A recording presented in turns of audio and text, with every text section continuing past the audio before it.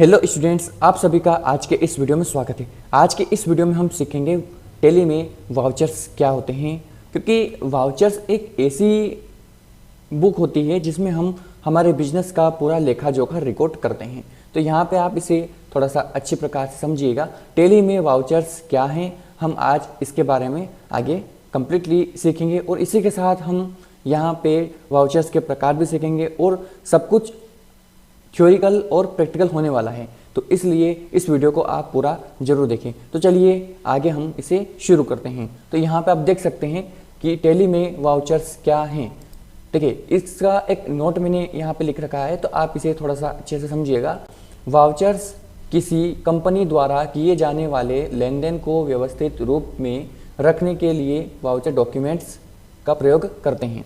Voucher किसी भी financial प्रणाली में सभी प्रकार के लेन देनों की जानकारी के स्रोतों यानी कि सोर्सेस के रूप में प्रयोग किए जाने वाले मूलभूत लेखा साधन यानी कि रिसोर्सेस हैं।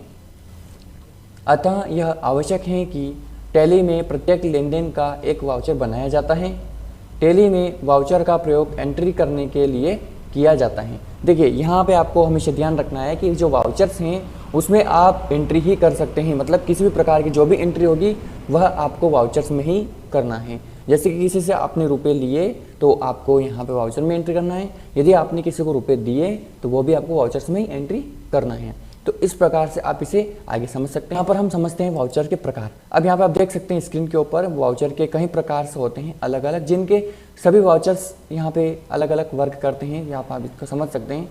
तो आगे हम इन सभी वाउचर्स के डेफिनेशंस को समझेंगे और साथ ही हम इनको प्रैक्टिकल भी करके देखेंगे।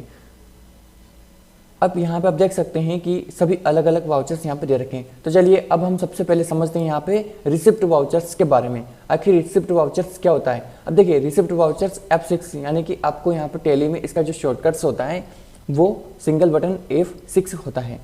चलिए इसकी डेफिनेशन को समझते हैं, फिर इसे हम प्रैक्टिकल करके देखेंगे। तो यहाँ पे आप इसे देख सकते हैं। इस वाउचर का प्रयोग कंपनी को किसी पार्टी अथवा व्यक्ति से बैंक द्वारा अथवा नगद रुपये की प्राप्तियां को दर्शाने के लिए किया जाता है। मतलब यहाँ पे आप किसी भी प्रकार की एंट्रीज को दर्शाने के लिए इसका यूज कर सकते हैं, मतलब उसकी एंट्री को करके। यहाँ पे आप देख सकते हैं, जब व्यापार में नकदी या बैंक के माध्यम से व्यापारी कोई पूंजी लाता है, किसी ग्राहक से पेमेंट या एडवांस प्राप्त होता है या किसी अन्य कारण से रुपयों की प्राप्ति होती है, तो इस तरह के ट्रांजैक्शंस को रिसिप्ट वाउचर में रिकॉर्ड किया जाता है। मतलब किसी भी प्रकार से अगर आपको पेमेंट की प्राप्ति होती है तो यहाँ पे आपको जो भी वाउचर भरना है वह वाउचर रिसिप्ट वाउचर होगा। अब देखिए, यहाँ पे मैंने आसान शब्दों में इसे थोड़ा सा लिखा है, जैसे कि CR मीन्स होता है क्रेडिट।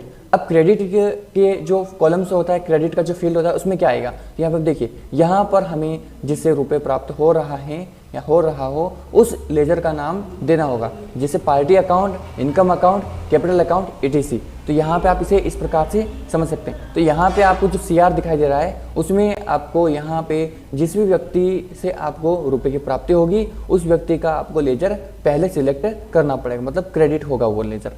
ठीक है।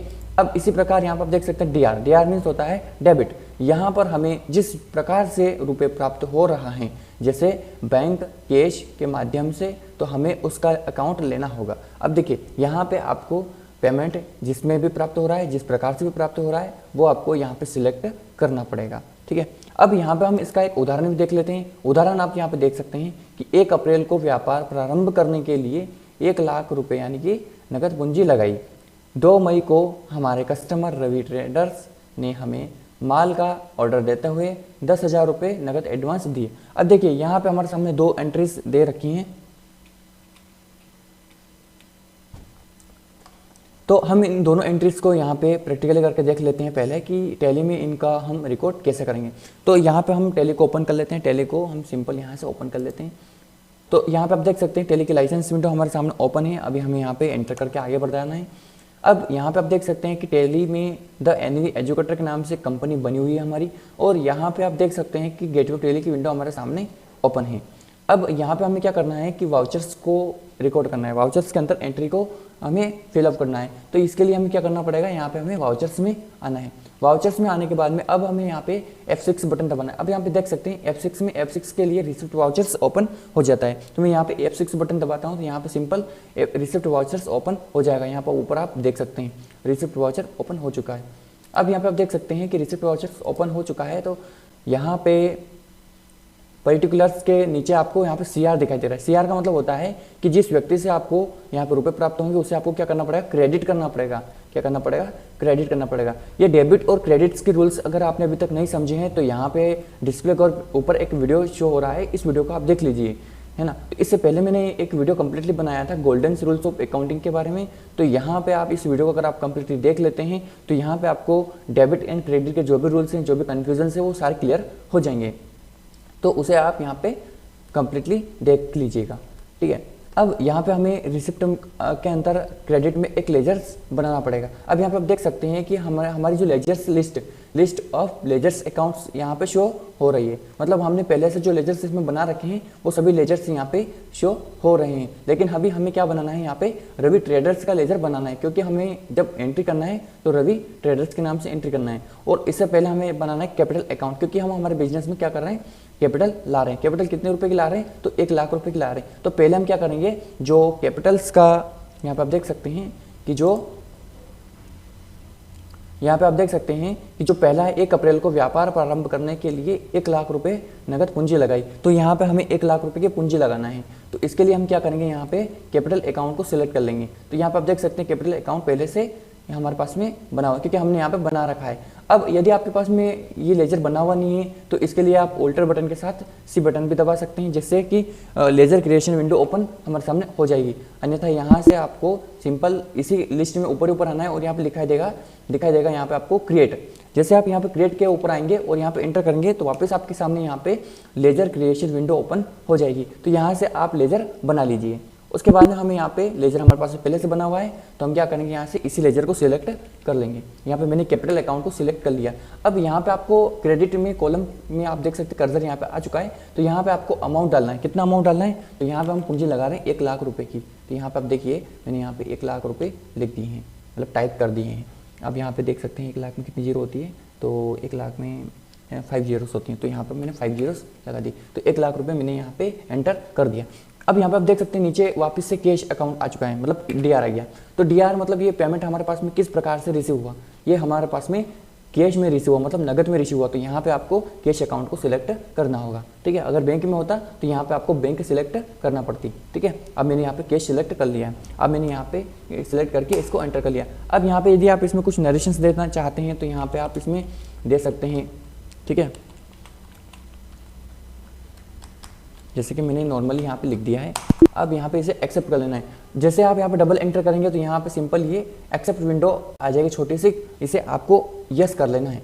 सिंपल आप इसे जैसे यस करेंगे तो यहाँ पे आप देख सकते हैं कि आपके द्वारा जो वाउचर्स इसमें बनाया गया है वह कंप्लीटली सेव हो चुका है, ठीक है। अब उसके बाद में हमें वापस से एक और एंट्री करना है। तो दूसरी एंट्री हमारे एडवांस प्राप्त हुआ 10,000 रुपये। किससे हुआ, तो रवि ट्रेडर्स से प्राप्त हुआ। तो हमें यहाँ पे रवि ट्रेडर्स का एक लेजर बनाना पड़ेगा, क्योंकि हमारे पास में रवि ट्रेडर्स के नाम से कोई सा भी लेजर अवेलेबल्स नहीं है। जैसे कि हम यहाँ पे एक बार सर्च भी कर लेते हैं, रवि ट्रेडर्स के नाम से हमारे पास में कोई भी लेजर्स अवेलेबल्स नहीं। इसके लिए हम क्या करेंगे, यहाँ पे ऑल्टर बटन के साथ C बटन दबाएंगे। जैसे हम यहाँ पे ऑल्टर के साथ C बटन दबाते हैं तो यहाँ पे हमारे सामने लेजर क्रिएशन विंडो ओपन हो जाती है। तो हमें यहाँ पे किसका लेजर बनाना है, तो हमें यहाँ पे रवि ट्रेडर्स का लेजर बनाना है।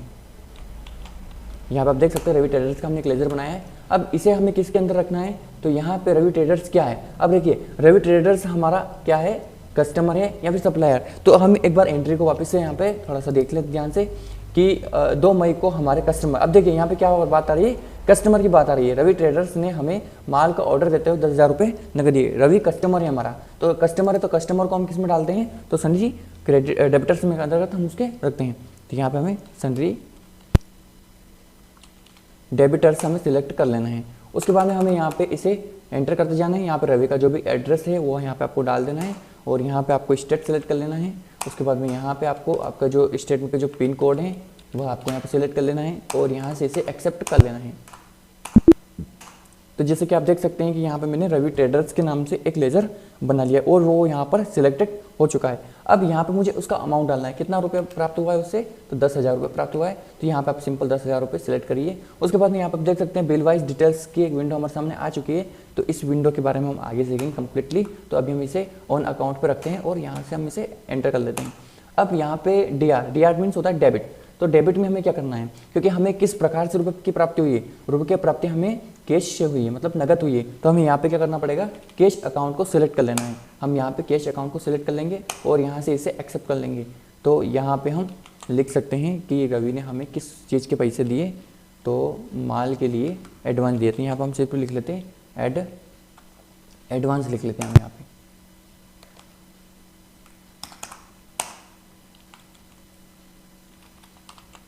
अब यहाँ पे हमने सिर्फ एडवांस लिख लिया और हम इसे कर लेते हैं एक्सेप्ट। तो सिंपल आप देख सकते हैं कि हमने दोनों एंट्रीज को देख लिया, कंप्लीटली रिकॉर्ड कर लिया है। तो यदि हमें इस एंट्रीज को देखना है तो इस एंट्री को देखने के लिए सिंपल हमें क्या करना पड़ेगा, कीबोर्ड से पेजअप की दबाना है। जैसे हम यहाँ पे पेजअप की दबाएंगे तो हमारे सामने दोनों एंट्रीज आ जाएगी। हम स्टेप बाय स्टेप यहाँ पे पेजअप की दबाएंगे 2 बार, तो यहाँ पे पहली एंट्री आ जाएगी और पेज डाउन दबाएंगे तो दूसरी एंट्री भी हमारे सामने इस प्रकार से आ जाएगी। तो इस प्रकार से आप टेली में एंट्री कर सकते हैं, रिकॉर्ड कर सकते हैं वाउचर्स को। इसके बाद में हम नेक्स्ट वाउचर्स की तरफ बढ़ते हैं। हमने दोनों उदाहरण को यहाँ पे कम्प्लीटली प्रैक्टिकल करके देख लिया है। अब अगला है हमारे सामने यहाँ पे पेमेंट वाउचर। अब पेमेंट वाउचर क्या होता है, इसके लिए शॉर्टकट होता है F5। ठीक है, देखिए समझिएगा।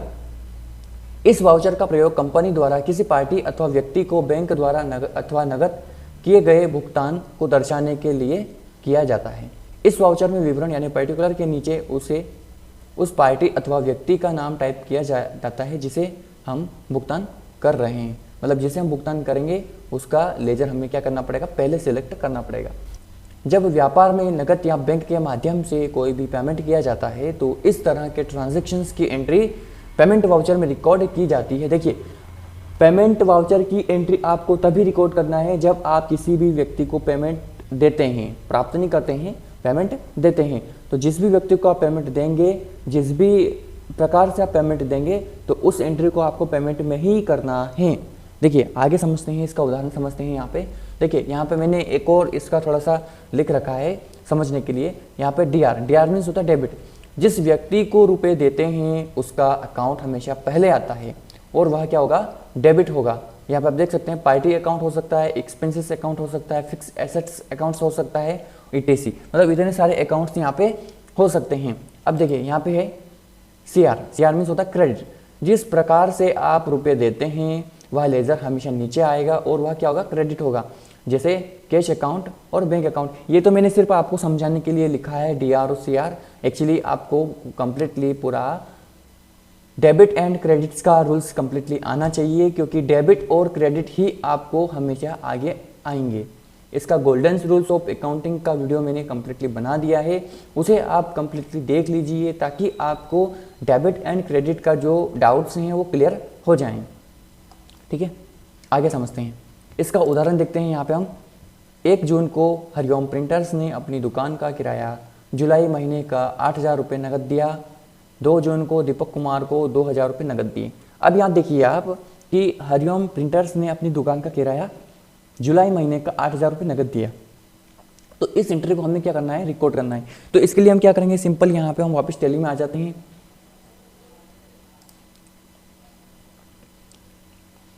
दुकान का किराया दिया है, मतलब हमें यहाँ पे अब F5 बटन दबाना है, क्योंकि यहाँ पे आप देख सकते हैं F5 पेमेंट वाउचर के लिए F5 बटन होता है। ठीक है, अब यहाँ पे आप देख सकते हैं कि हमारे सामने पेमेंट वाउचर की विंडो ओपन हो चुकी है। अब यहाँ पे पार्टिकुलर्स के नीचे हमें पर्टिकुलर्स के नीचे क्या करना है, यहाँ पे DR दिखाई दे रहा है। तो DR यानी कि डेबिट, हमें जिस व्यक्ति को पेमेंट करना है उसका लेजर हमें यहाँ पे सिलेक्ट करना होगा। तो यहाँ पे आप देख सकते हैं कि हमें यहाँ पे जिसका भी लेजर सिलेक्ट करना है वो लेजर हमें यहाँ पे बनाना पड़ेगा।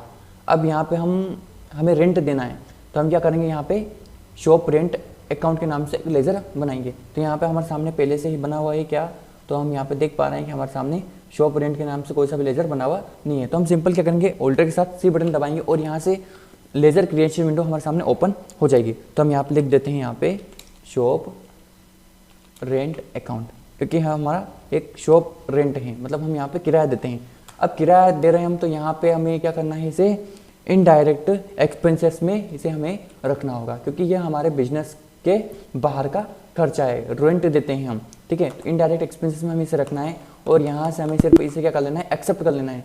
अब यहाँ पे हमें अमाउंट डालना है, कितने रुपए का रेंट दिया, तो यहाँ पे हमारे सामने जो एंट्री थी उस एंट्री को हम ओपन कर लेते हैं। देखिए यहाँ पे लिखा हुआ है दुकान का किराया जुलाई महीने का 8,000 रुपये नगद दिया, 8,000 रुपये हमने क्या किया, नगद दिया, ठीक है। तो यहाँ पे हम सिंपल क्या करेंगे, 8,000 रुपये की एंट्री करेंगे, तो 8,000 है ना, डेबिट टू क्रेडिट, हमें क्रेडिट करना है, क्या करना है, कैश दिए मतलब नगद दिए, तो हमें यहाँ पे नगद का अकाउंट यानी कि कैश अकाउंट को सिलेक्ट करना है। तो हम सिंपल यहाँ पे कैश अकाउंट को सिलेक्ट कर लेंगे। जैसे कि आप देख सकते हैं कि यहाँ पर अभी हमारे पास में जो करंट अमाउंट था वह 1,10,000 रुपये था। अब यहाँ पे हमने 8,000 रुपये अमाउंट अभी यहाँ पे पे कर रहे हैं हम, तो अभी हमारे पास में जो करंट अमाउंट जो बच रहा है वो 1,02,000 रुपये कैश है, ठीक है। यहाँ पे आप देख सकते हैं। तो ये भी आप एक चीज़ को नोटिस करते रहिएगा, क्योंकि यहाँ पे हमेशा ये माइनस होता रहता है पेमेंट में और रिसिप्ट में ये प्लस होता रहता है, ठीक है। तो यहाँ पे इस एंट्री को हम यहाँ पे इसे नरेशन डालते हुए एक्सेप्ट कर लेते हैं। तो यहाँ पे हम इसे एक्सेप्ट करेंगे। एक्सेप्ट कर लेने के बाद में आप देख सकते हैं कि हमने वो एंट्री भी एक्सेप्ट कर ली है। उसके बाद में यहाँ पे हम वापस आना है। अब दूसरी एंट्री हमारे सामने है, 2 जून को दीपक कुमार को 2,000 रुपये नगद दिए। अब 2,000 रुपये किसको दिए, तो दीपक कुमार को दिए। तब वापस से यहाँ पे आना है। अब दीपक कुमार का हमारे पास में लेजर है क्या बना हुआ नहीं है पहले से, तो दीपक कुमार का लेजर बनाना है। ऑल्टर के साथ बटन, ऑल्टर बटन के साथ सीधे दबाएंगे और यहाँ पे हम लिखेंगे दीपक कुमार। तो यहाँ पे आप देख सकते हैं दीपक कुमार के नाम से हमने यहाँ पे एक लेजर क्रिएट करना है। तो यहाँ पे हमने लिखा दीपक कुमार। अब यहाँ पे अलाइस में हम यहाँ पे कुछ देते हैं। अब यहाँ पे under group, list of under group. अब ये दीपक कुमार को हम रुपए क्यों दे रहे हैं, तो दीपक कुमार को हम एग्जाम्पल के लिए मान लेते हैं कि दीपक कुमार को हम जो रुपए दे रहे हैं वो उधारी से दे रहे हैं, ठीक है। तो हमें इसे रखना होगा क्रेडिट ऑन लोन में। तो यहाँ पे हम थोड़ा सा क्रेडिट ऑन लोन को सर्च करेंगे। यहाँ पे आप देख सकते हैं क्रेडिट ऑन लोन का लेजर ग्रुप हमारे सामने बना हुआ है। यदि आपके पास में ये ग्रुप बना हुआ नहीं है तो यहाँ पे आप इस ग्रुप को ऑल्टर बटन के साथ से बटन दबा के बना सकते हैं। लेकिन आपको ये याद रखना है कि ये जो क्रेडिट ऑन लोन है ये किसके अंतर्गत आएगा, तो यहाँ पे आपको क्रेडिट ऑन लोन टाइप कर लेना है। उसके बाद में यहाँ पे इसका जो अंडर ग्रुप है वो आपको यहाँ पे प्राइमरी रखना है, मतलब इसे हम मेन ग्रुप रखेंगे। और इसका जो नेचर है वो नेचर हमें क्या करना है, एसेट का देना है और इसे एक्सेप्ट कर लेना है। एक्सेप्ट कर लेने के बाद में हमें सिंपल यहाँ पे आगे आना है। दीपक कुमार का एड्रेस वगैरह हो तो हम यहाँ पे डाल सकते हैं। और यहाँ पे दीपक कुमार का जो स्टेट है वो हमें यहाँ पे सिलेक्ट करना है। उसके बाद में यहाँ पे उसका जो एरिया कोड है वो यहाँ पे हमें सिलेक्ट करना है और यहाँ से हमें इसे एक्सेप्ट कर लेना है। एक्सेप्ट कर लेने के बाद में आप देख सकते हैं यहाँ पर हमारे सामने दीपक कुमार का जो लेजर है वो पर्टिकुलर के नीचे आ चुका है। अब यहाँ पे हमें क्या करना है, दीपक कुमार को हम पेमेंट क्या कर रहे हैं, पेमेंट दे रहे हैं। कितने रुपए का पेमेंट दे रहे हैं, तो यहाँ पे हम देख सकते हैं कि पेमेंट हम दे रहे हैं दीपक कुमार को। तो दीपक कुमार की एंट्री से हमारे सामने 2,000 रुपये की है। दीपक कुमार को हम कितने रुपए दे रहे हैं, तो 2,000 रुपये दे रहे हैं।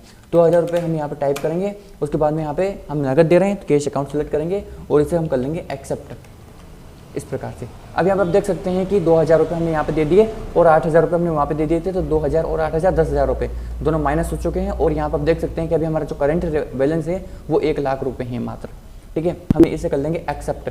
तो इस प्रकार से आप दोनों एंट्रीज को कर सकते हैं। पेमेंट एंट्री भी मैंने आपको करना सिखा दी और रिसिप्ट एंट्री भी मैंने आपको करना सिखा दी। चलिए आगे बढ़ते हैं। आगे अगला है हमारे सामने कॉन्ट्रा वाउचर। अब आखिर ये कॉन्ट्रा वाउचर्स क्या होता है, चलिए इसे भी समझिए। इस वाउचर का प्रयोग तब किया जाता है जब व्यापार में केवल फंड ट्रांसफर किया जाता है। क्या किया जाता है, फंड ट्रांसफर किया जाता है। जैसे cash to bank, bank to bank, bank to cash या cash to petty, petty to cash के बीच ट्रांसफर यानी कि पैसा ट्रांसफर करना हो, तो इस तरह के ट्रांजैक्शंस को रिकॉर्ड करने के लिए कॉन्ट्रा वाउचर का प्रयोग किया जाता है। अब देखिए यहाँ पे जो कॉन्ट्रा वाउचर होता है इसका प्रयोग होता है किसी भी बैंक से की गई लेन देन को रिकॉर्ड करने के लिए। सिंपल भाषा में आप समझिएगा कि हमने 10,000 रुपये बैंक ऑफ इंडिया में नगद जमा किए, हमने 10,000 रुपये HDFC बैंक में नगद जमा किए, तो ये हो गया बैंक टू कैश। मतलब हमने 10,000 रुपये HDFC बैंक में जमा किए, तो इसे बोलते हैं कैश टू बैंक।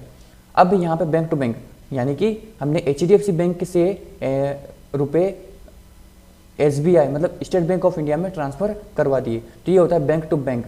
अब यहाँ पे हो गया बैंक टू कैश, मतलब हमने SBI मतलब कि स्टेट बैंक ऑफ इंडिया से 10,000 रुपये नगद निकालिए, तो ये होता है बैंक टू कैश। अब यहाँ पर होता है कैश टू पेटी। अब ये पेटी क्या होता है, पेटी होता है आपका एक मिनी अकाउंट, मतलब कि ऐसे छोटे छोटे खर्च करने के लिए जो आपके बिजनेसेस में होते रहते हैं। जैसे कि चाय का बिल हो गया, है ना, छोटा मोटा जो भी खर्चा होता है वो सभी, स्टेशनरी वगैरह खर्च हो गया, तो ये सभी हम किससे करते हैं, पेटी से करते हैं। तो कैश टू पेटी मतलब कैश अकाउंट से आपको पेटी अकाउंट में पेमेंट डालना है। मान लीजिए कैश अकाउंट में अभी हमारे पास में 1,00,000 रुपये हैं और 2,000 रुपये हम चाहते हैं कि एक बजट बनाना है हमें कि 10 दिनों में हमें 2,000 रुपये एक्सपेंसेस करना है, तो हम उसे पेटी में डाल सकते हैं, ठीक है। तो ये होता है कैश टू पेटी। पेटी टू कैश, अगर हमें अभी जो पेटी में पेमेंट रखा हुआ वो हमें वापस कैश में डालना है तो पेटी टू कैश हम यहाँ पे कर लेंगे। उसके बाद में यहाँ पे इन सभी के बीच में अगर जो भी लेन देन रहेगी, जो भी ट्रांसफर आप करोगे, वह सभी उससे संबंधित जो भी एंट्रीज होगी वह एंट्री आपको इसी के अंतर्गत यानी काउंटर वाउचर के अंतर्गत करना है। अब यहाँ पे आप देख सकते हैं सीआर, सीआर मीन्स होता है क्रेडिट। वह लेजर सिलेक्ट करें जिसे रुपए बैंक में जमा करना है, मतलब जिससे रुपए बैंक में जमा करना है और यह अकाउंट क्रेडिट होगा, जैसे कैश अकाउंट या बैंक अकाउंट। अब यहाँ पे आप जिस बैंक से भी रुपए ट्रांसफर करना चाहते हैं पहले उस बैंक को सिलेक्ट करें, फिर बाद में जिस बैंक में करना चाहते हैं उस बैंक को सिलेक्ट करें। मतलब जिस तरीके से आप सिलेक्ट करेंगे वो पहले आएगा, मतलब कि जिसमें आप ट्रांसफर करना चाहेंगे वो बाद में आएगा। अब यहाँ पर आप देख सकते हैं एक और है नीचे डीआर, डीआर मीन्स होता है डेबिट।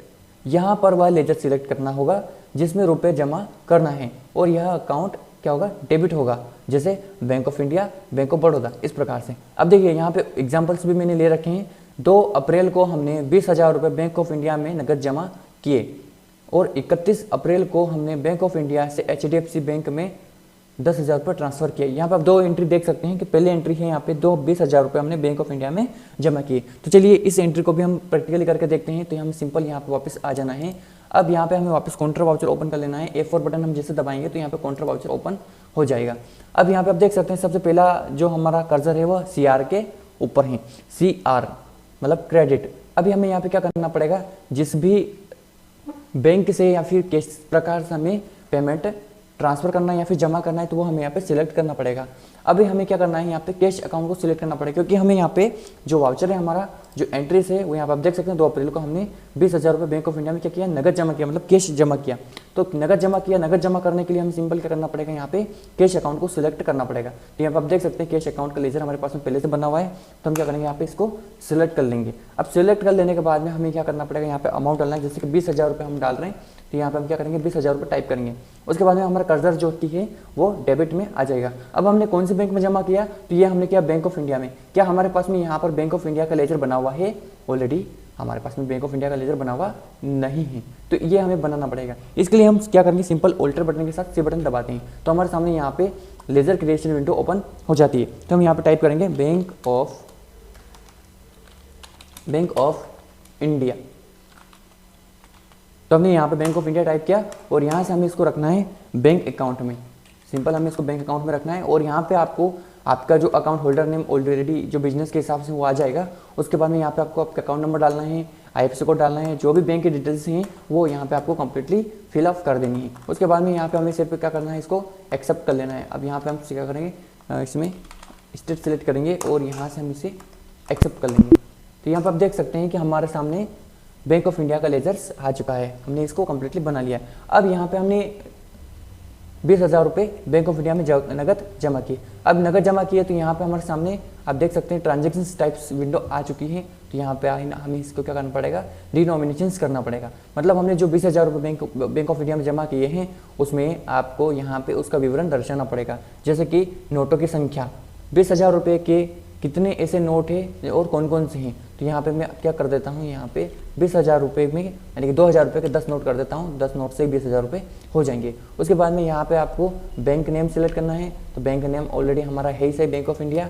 हम सिंपल यहाँ क्या करेंगे, स्पेसिफाई बैंक नेम देंगे। इसमें हमें यहाँ पे लिख देना है bank of India, bank of India. इसके बाद में हमें कर लेना है इसे यहाँ से नरेशन डालते हुए एक्सेप्ट कर लेना है।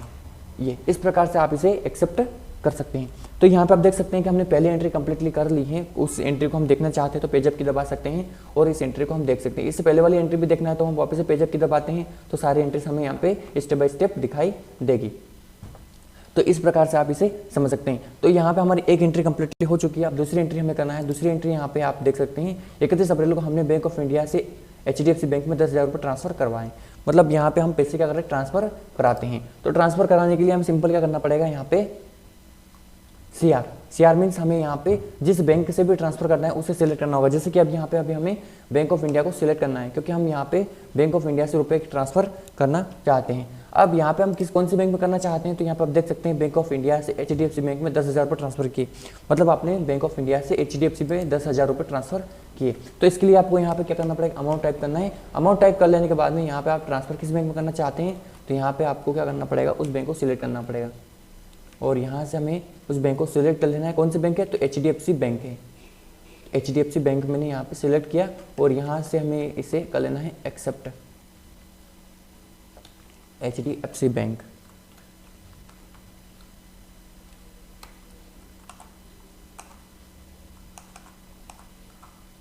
अब यहाँ पे आपको स्पेसिफाई बैंक सेलेक्ट करना है और यहाँ पे लिखना है bank HDFC bank, HDFC bank, और इसे कर लेना है आपको यहाँ से एक्सेप्ट। अब देखिए हम नरेशन क्यों डालते हैं? नरेशन का मतलब होता है यहाँ पे इस एंट्री का एक छोटा सा विवरण, यानी कि आप इस एंट्री को किस पर्पस के लिए करते हैं, यहाँ पे उसका एक रिमार्क आपको यहाँ पे डालना है, मतलब एक नोट लिखना है यहाँ पे इस एंट्री के बारे में, तो इसे बोला जाता है नरेशन। अब यहाँ पे डेट भी आपको सिलेक्ट कर लेना है, क्योंकि अभी हम जो वर्जन यूज़ करते हैं वह एजुकेशन मोड यूज़ करते हैं, तो इसकी जो कंडीशंस होती है वो कंडीशन ये होती है कि आप 1 तारीख 2 तारीख और महीने की आखिरी तारीख में ही एंट्रीज कर सकते हैं। इसके बीच में आप अदर तारीखों में एंट्री नहीं कर सकते, इसलिए हम यहाँ पे अधिकतर तारीख पे ध्यान नहीं दे रहे हैं। अब यहाँ पर आप देख सकते हैं 1 अप्रैल 2023 इसमें सिलेक्टेड हैं, तो हमें इसे कर लेना है यहाँ से एक्सेप्ट। तो यहाँ पे आप देख सकते हैं कि हमने कॉन्ट्रा वाउचर की एंट्री को भी कंप्लीटली कर लिया है। अब नेक्स्ट चलिए अब नेक्स्ट को समझते हैं। नेक्स्ट है हमारे सामने जनरल वाउचर्स, इसके लिए शॉर्टकट की होती है F7। चलिए इसकी भी डेफिनेशन को समझ लेते हैं अच्छे से। जर्नल एक पुस्तक के रूप में रखी जाती है, इसमें सभी ट्रांजैक्शंस तिथिवार और क्रम अनुसार रखा जाता है। इस प्रकार के वाउचर का प्रयोग समायोजन एंट्री के लिए किया जाता है। नकद एवं बैंक की एंट्री को छोड़कर शेष का मतलब सभी प्रकार की एंट्री जनरल वाउचर के माध्यम से रिकॉर्ड की जाती हैं। अब देखिए यहाँ पे नकद और बैंक की जितनी भी एंट्रीज रहेगी उन सभी एंट्री को छोड़कर जितनी भी शेष एंट्री है उन सभी को आप इस वाउचर के अंतर्गत रिकॉर्ड कर सकते हैं।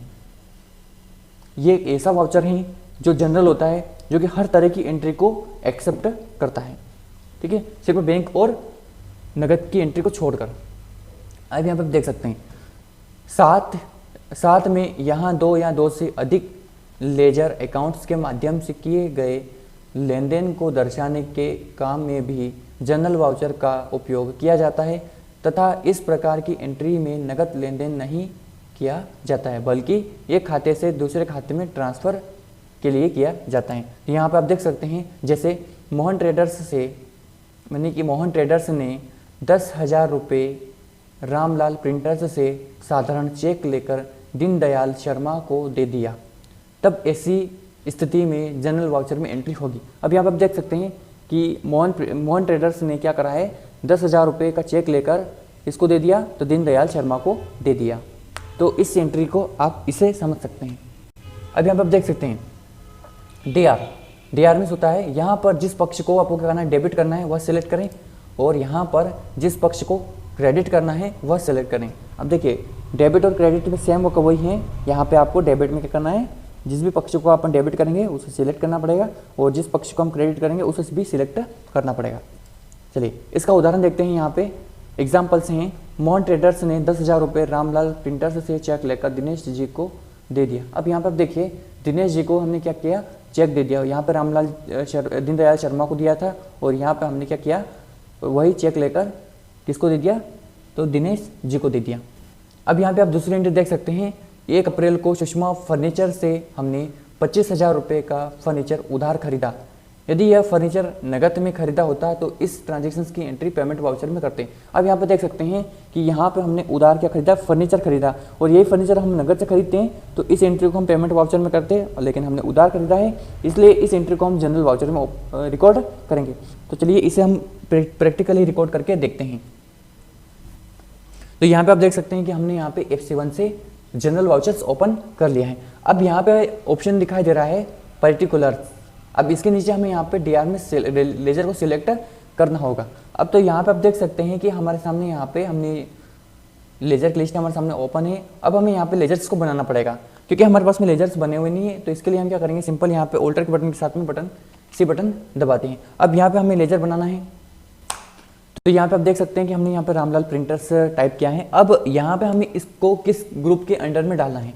अब फॉर एग्जांपल हम समझ लेते हैं कि यहाँ पे रामलाल प्रिंटर्स हमारा एक कस्टमर है और जो दिनेश जी है वो हमारे सप्लायर हैं। ठीक है। तो यहाँ पे हम इसे कस्टमर बना लेते हैं, तो यहाँ पे हम इनको किस में डालेंगे, तो डेप्टर्स में डालेंगे, सन्ड्री डेप्टर्स में डालेंगे। अब यहाँ पे हम इसको सन्ड्री डेप्टर्स में डालते हुए और यहाँ से हम इसमें जो भी एड्रेस वगैरह डालना चाहते हैं वो डाल सकते हैं, और यहाँ पे हम इसमें स्टेट सेलेक्ट करेंगे और इसे हम एक्सेप्ट कर लेंगे, सेलेक्ट करेंगे, कंट्री सेलेक्ट करेंगे और यहाँ से हम इससे कर लेंगे आगे कंटिन्यू और एक्सेप्ट कर लेंगे। तो ये हमने यहाँ पे रामलाल प्रिंटर्स के नाम से एक लेज़र कम्प्लीटली बना दिया है। अब यहाँ पे हमें जो चेक प्राप्त हुआ है वो कितने रुपए का चेक प्राप्त हुआ है, तो हमें सिंपल यहाँ पे 10,000 रुपये टाइप कर लेना है और किसको दिया है, ऑन अकाउंट रखना है अभी हाल फिलहाल। चेक किसको दिया है, तो चेक दिया है यहाँ पर दिनेश जी को। तो दिनेश जी का हम यहाँ पे लेज़र बना लेते हैं, दिनेश जी सप्लायर। तो हम यहाँ पे इसको सप्लायर के लिए SUP लिखते हैं और एंड आगे बढ़ते हैं। ये सप्लायर हैं, तो इसको हमें डालना है क्रेडिटर्स के अंतर्गत, और इसे हमें यहाँ पे एंटर कर लेना है और यहाँ पे हम इसको सिलेक्ट कर लेते हैं स्टेट, और यहाँ पे हम इसे कर लेते हैं एक्सेप्ट। तो यहाँ पे आप देख सकते हैं कि हमने इसको कम्प्लीटली यहाँ पे रिकॉर्ड कर लिया है, ऑन अकाउंट रखते हैं और इसे कर लेते हैं एक्सेप्ट। तो इस एंट्री को हम कुछ इस प्रकार से यहाँ पे कम्प्लीटली करेंगे। रामलाल प्रिंटर्स से हमने रुपए लिए हैं और दिनेश जी सप्लायर को हमने रुपए दिए हैं। तो ये एंट्री कुछ इस प्रकार से होगी, और यहाँ से हम इसमें चेक के माध्यम से कर देते हैं कि नरेशन लिख देंगे अपन। तो यहाँ पे हम इसका एक छोटा सा नरेशन लिख लेते हैं और यहाँ से हम इसे एक्सेप्ट कर लेते हैं। एक्सेप्ट कर लेने के बाद में आप देख सकते हैं यहाँ पे हमने जो एंट्री बनाई है वो कम्प्लीटली एक्सेप्ट हो चुकी है। अब यहाँ पे हमें नेक्स्ट एंट्रीज करना है। तो नेक्स्ट एंट्रीज क्या है, यहाँ पे आप देख सकते हैं कि 1 अप्रैल को सुषमा फर्नीचर से हमने 25,000 रुपये का फर्नीचर उधार खरीदा। तो यहाँ पे हमने फर्नीचर क्या करा, उधार खरीदा है। तो यहाँ पे हमें यहाँ पे फर्नीचर का एक लेज़र हमें बनाना पड़ेगा फर्नीचर अकाउंट के नाम से। तो हम यहाँ पे फर्नीचर अकाउंट के नाम से एक लेज़र बना लेते हैं। तो यहाँ पे आप देख सकते हैं मैंने फर्नीचर के नाम से एक लेज़र बना दिया है फर्नीचर अकाउंट के नाम से। इसे हमें डालना है फिक्स्ड एसेट के अंतर्गत, क्योंकि यहाँ पे हमारा जो फर्नीचर है वो एक स्थायी संपत्ति, इसलिए हम इसे फिक्स एसेट के अंतर्गत रखते हैं। हमें यहाँ पे अपना स्टेट सेलेक्ट कर लेना है और इसे कर लेना है एक्सेप्ट। तो यहाँ पे आप देख सकते हैं कि हमने फर्नीचर का अकाउंट यहाँ पे बना लिया है। सकते हैं कि हमने यहाँ पे डेबिट इसे कर दिया है। अब यहाँ पे हम क्या करेंगे, अमाउंट डालेंगे। तो अमाउंट कितने रुपए का फर्नीचर था, तो यहाँ पे हम एक बार फर्नीचर की प्राइसेस देख लेते हैं। तो यहाँ फर्नीचर है 25,000 रुपये का, तो हम सिंपल क्या करेंगे, यहाँ पे 25,000 रुपये का जो अमाउंट है वो फिल कर देंगे और यहाँ से इसे हम एंटर करेंगे। अब यहाँ पे हमें सुषमा फर्नीचर का जो लेजर है वो बनाना होगा। तो उल्टे बटन के साथ सी बटन दबाना है। तो यहाँ पे हमें बना देना है सुषमा। अब सुषमा फर्नीचर का हमने यहाँ पे बनाया है। तो सुषमा फर्नीचर क्या है, अब सुषमा फर्नीचर से हमने क्या करा है, खरीदा है। तो सुषमा फर्नीचर कहीं ना कहीं हमारी क्या है, सप्लायर है। तो सप्लायर का हमें किस में डालना है, तो उसे हमें डालना है यहाँ पे क्रेडिटर्स के अंतर्गत। तो यहाँ पे हम सिंपल इसे सन्ड्री क्रेडिटर्स के अंतर्गत रखेंगे और यहाँ से इसे कर लेंगे एक्सेप्ट। जो भी एड्रेस वगैरह है वो एड्रेस हमें यहाँ पे सिलेक्ट कर लेना है। जैसे कि मैं यहाँ पे इंडिया सेलेक्ट कर लेता हूँ और जो स्टेट हैं वो स्टेट मेरे को यहाँ पे सिलेक्ट कर लेना है मध्य प्रदेश। ठीक है, अब इसे हमें कर लेना है यहाँ से एक्सेप्ट। तो यहाँ पे आप देख सकते हैं कि हमने इसे कम्प्लीटली कर लिया है और यहाँ पे हम ऑन अकाउंट से रखते हैं और यहाँ से हम इसमें नरेशन जो भी है नरेशन वो यहाँ पे हम डाल देते हैं। इसे हमें यहाँ पे एक्सेप्ट कर लेना है। एक्सेप्ट कर लेने के बाद में आप देख सकते हैं कि हमने जो एंट्री करी वो एक्सेप्ट हो चुकी है। उसको देखने के लिए पेजअप की दबाएंगे और पेजअप की जैसे हम दबाते हैं तो यहाँ पे आप देख सकते हैं कि हमने जो अभी एंट्री करी वो कुछ इस प्रकार से हमें दिखाई दे रही है। इस प्रकार से आप जनरल वाउचर को समझ सकते हैं और जनरल एंट्री भी कुछ इस प्रकार से आप कर सकते हैं। अगला है हमारे सामने परचेस वाउचर। अब देखिए यहाँ पे ध्यान से समझिएगा परचेस वाउचर्स क्या होते हैं। देखिए, जब विक्रय के लिए माल मैन्युफैक्चरिंग के लिए कच्चे माल के रूप में कैश या क्रेडिट पर कोई माल खरीदा जाता है तो उस ट्रांजैक्शंस को परचेस वाउचर में रिकॉर्ड किया जाता है। मतलब आप बेचने के उद्देश्य से जो भी माल खरीदते हैं तो उससे संबंधित जो भी आप एंट्रीज करते हैं वह एंट्री होती है परचेस वाउचर के अंतर्गत। ठीक है, तो यहाँ पे हमें इसका थोड़ा सा एक एग्जांपल भी समझते हैं। उदाहरण है इसका, 1 अप्रैल को शिवम इलेक्ट्रॉनिक के इनवॉइस नंबर 300 यानी 300 से सोनी टीवी 20 इंचेस के 3 नग 21,000 रुपये प्रति नग के हिसाब से और सोनी टीवी 30 इंचेस के 4 नग 31,000 रुपये प्रति नग के हिसाब से खरीदे। सप्लायर ने हमें इस लेन देन का उधार इनवॉइस दिया। देखिए यहाँ पे समझिएगा कि ये जो हमने माल परचेस किया है यह माल हमने उधारी से परचेस किया है। तो इसका हमारे पास में क्या आया है, एक उधार का इनवॉइस आया है। तो यहाँ पे इसे आप समझ सकते हैं। चलिए इस एंट्री को हम अब प्रैक्टिकली करके देखते हैं कि इस एंट्री को हम प्रैक्टिकली करके कैसे करेंगे। तो इसके लिए हमें क्या करना पड़ेगा, यहाँ पे परचेस वाउचर्स को ओपन कर लेना है। तो पहले हम यहाँ पे परचेस वाउचर को ओपन कर लेते हैं। परचेस वाउचर को ओपन करने के लिए यहाँ पे आप देख सकते हैं F9 बटन है, तो यहाँ पर सिंपल F9 बटन पे दबाकर इसे ओपन कर सकते हैं। तो ये अभी देखिए परचेस में भी दो मोड होते हैं। पहला मोड यहाँ पे आइटम्स यानी कि इन्वॉइसिंग्स का होता है, दूसरा यहाँ पे वाउचर्स का होता है। अभी हमें यहाँ पे इन्वॉइस बनाना है, तो हम यहाँ पे क्या करेंगे, सिंपल इन्वॉइस बनाएंगे। तो यहाँ पे आप देख सकते हैं कि परचेस का हमारे सामने लेजर ओपन हो चुका है। सामने यहाँ पे हमारे इन्वॉइस नंबर यहाँ पे आप दिखाई दे रहे हैं। सप्लायर इन्वॉइस नंबर हमें यहाँ पे डालना है। तो हमें क्या था, सप्लायर इन्वॉइस नंबर तो 300 था, 300 है ना। तो यहाँ पे हमें पार्टी, अब पार्टी नेम हमें यहाँ पे डाल देना है। पार्टी नेम क्या है, एक बार हम चलते हैं वापस से। अब यहाँ पे आप देख सकते हैं पार्टी नेम है शिवम इलेक्ट्रॉनिक्स। पार्टी नेम में शिवम इलेक्ट्रॉनिक्स है, इन्वॉइस नंबर 300 मतलब 300। तो हम क्या करेंगे, यहाँ पे पार्टी नाम डालेंगे शिवम इलेक्ट्रॉनिक। तो इसके लिए हम यहाँ पे देख सकते हैं कि ऑलरेडी पार्टी का नाम हमारे पास में है क्या, हमारे पास में नहीं है। तो हम क्या करेंगे, सिंपल ऑल्टर बटन के साथ सी बटन दबाएंगे और यहाँ से हम शिवम इलेक्ट्रॉनिक का हम यहाँ पे लेजर बना लेंगे।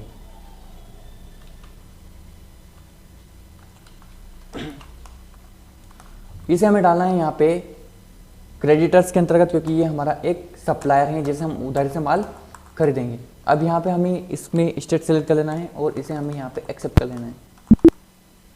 अब यहाँ पे आप देख सकते हैं कि रिसिप्ट डिटेल्स हमारे सामने ओपन हो चुकी है कि हम इनसे प्राप्ति करते हैं। तो यहाँ पे आप देख सकते हैं कि यहाँ पे आपको सारी डिटेल्स को अच्छे से देख लेना है।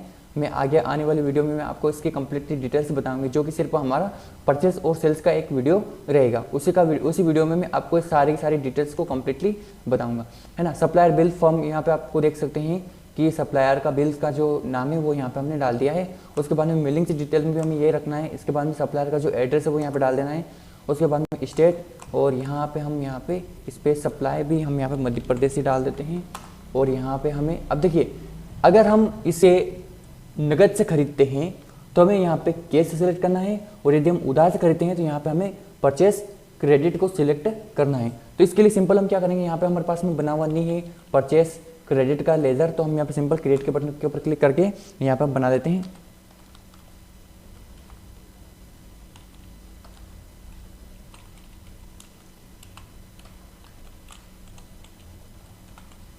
यहाँ पे आप देख सकते हैं परचेस क्रेडिट के नाम से मैंने यहाँ पे एक लेजर बनाया है। इसे डालना है आपको परचेस अकाउंट के अंतर्गत, और यहाँ पे इसे कर लेना है आपको एक्सेप्ट। तो यहाँ पे आप देख सकते हैं कि परचेस, आप यहाँ पे देख सकते हैं कि परचेस क्रेडिट के नाम से एक लेजर हमारे सामने बन के आ चुका है। अब यहाँ पे हमें एंट्री को देखना है वापस से। तो एंट्री को हम यहाँ पे देख सकते हैं, इनवॉइस नंबर हो गया, है ना। सोनी टीवी 20 इंचेस, हमें यहाँ पे क्या करना पड़ेगा, सोनी टीवी आइटम्स यहाँ पे बनाना पड़ेगा। 3 नग हमने 21,000 रुपये प्रति नग के हिसाब से खरीदे। 21,000 मतलब 21,000 रुपये प्रति नग से हमने खरीदे, ठीक है। तो यहाँ पे आइटम्स को बनाना पड़ेगा, क्योंकि आइटम्स हमारे पास में बने हुए नहीं है। तो इसके लिए हम क्या करेंगे, ऑल्टर के साथ सी बटन यहाँ से दबाते हैं। अब यहाँ पे देख सकते हैं स्टॉक्स आइटम क्रिएशन विंडो हमारे सामने ओपन हो चुकी है। तो हमें यहाँ पे सोनी टीवी बनाना है, तो सोनी हम यहाँ पे लिखते हैं सोनी टीवी 20 इंचेस। हमें इसे रखना है यहाँ पे, ऑल्टर सी बटन दबा के हम यहाँ पे ग्रुप भी बना लेते हैं। तो हम यहाँ पे बनाते हैं सोनी टीवी का ग्रुप बनाते हैं। इसे हमें क्या करना है, प्राइमरी में रखना है, या फिर हम चाहें तो इसको भी अंडर में देख सकते हैं, टीवी के अंडर में हम इसको भी देख सकते हैं। तो हमें सिंपल क्या करना पड़ेगा, यहाँ पे क्रिएट के ऊपर क्लिक करना पड़ेगा, और यहाँ पे हमें इसको टीवी रखना है और इसे रखना है प्राइमरी। और हमें इसे इस विंडो को लेना है एक्सेप्ट, दूसरी विंडो को भी हमें कर लेना है एक्सेप्ट, और तीसरी विंडो को हमें एक्सेप्ट करने से पहले यहाँ पे नंबर सेलेक्ट कर लेना है। और यहाँ पे हम सिंपल, अगर आपके पास में नंबर बने हुए नहीं, मतलब नंबर की जो यूनिट है वो बनी हुई नहीं, तो यहाँ पे हम ऑल्टर बटन के साथ सी बटन दबाकर यहाँ पे क्रिएट के ऊपर आकर भी आप यहाँ से एक यूनिट बना सकते हैं। मतलब जो भी आप जिस भी वस्तु का आप व्यापार करेंगे उसको गिनने, मापने अथवा तोलने की एक इकाई होती है, उसे बोला जाता है यूनिट। जैसे कि नंबर्स के लिए NOS, ठीक है, नंबर्स के लिए NOS होता है। इसी प्रकार किलोग्राम के लिए kg, इसी प्रकार लीटर के लिए LTR, मीटर के लिए MTR। तो इस प्रकार से आप यहाँ पे एक यूनिट को बना सकते हैं। अभी हमारे पास में यूनिट पहले से बनी हुई है, तो हम सेलेक्ट करके यहाँ से इसे एक्सेप्ट कर लेते हैं।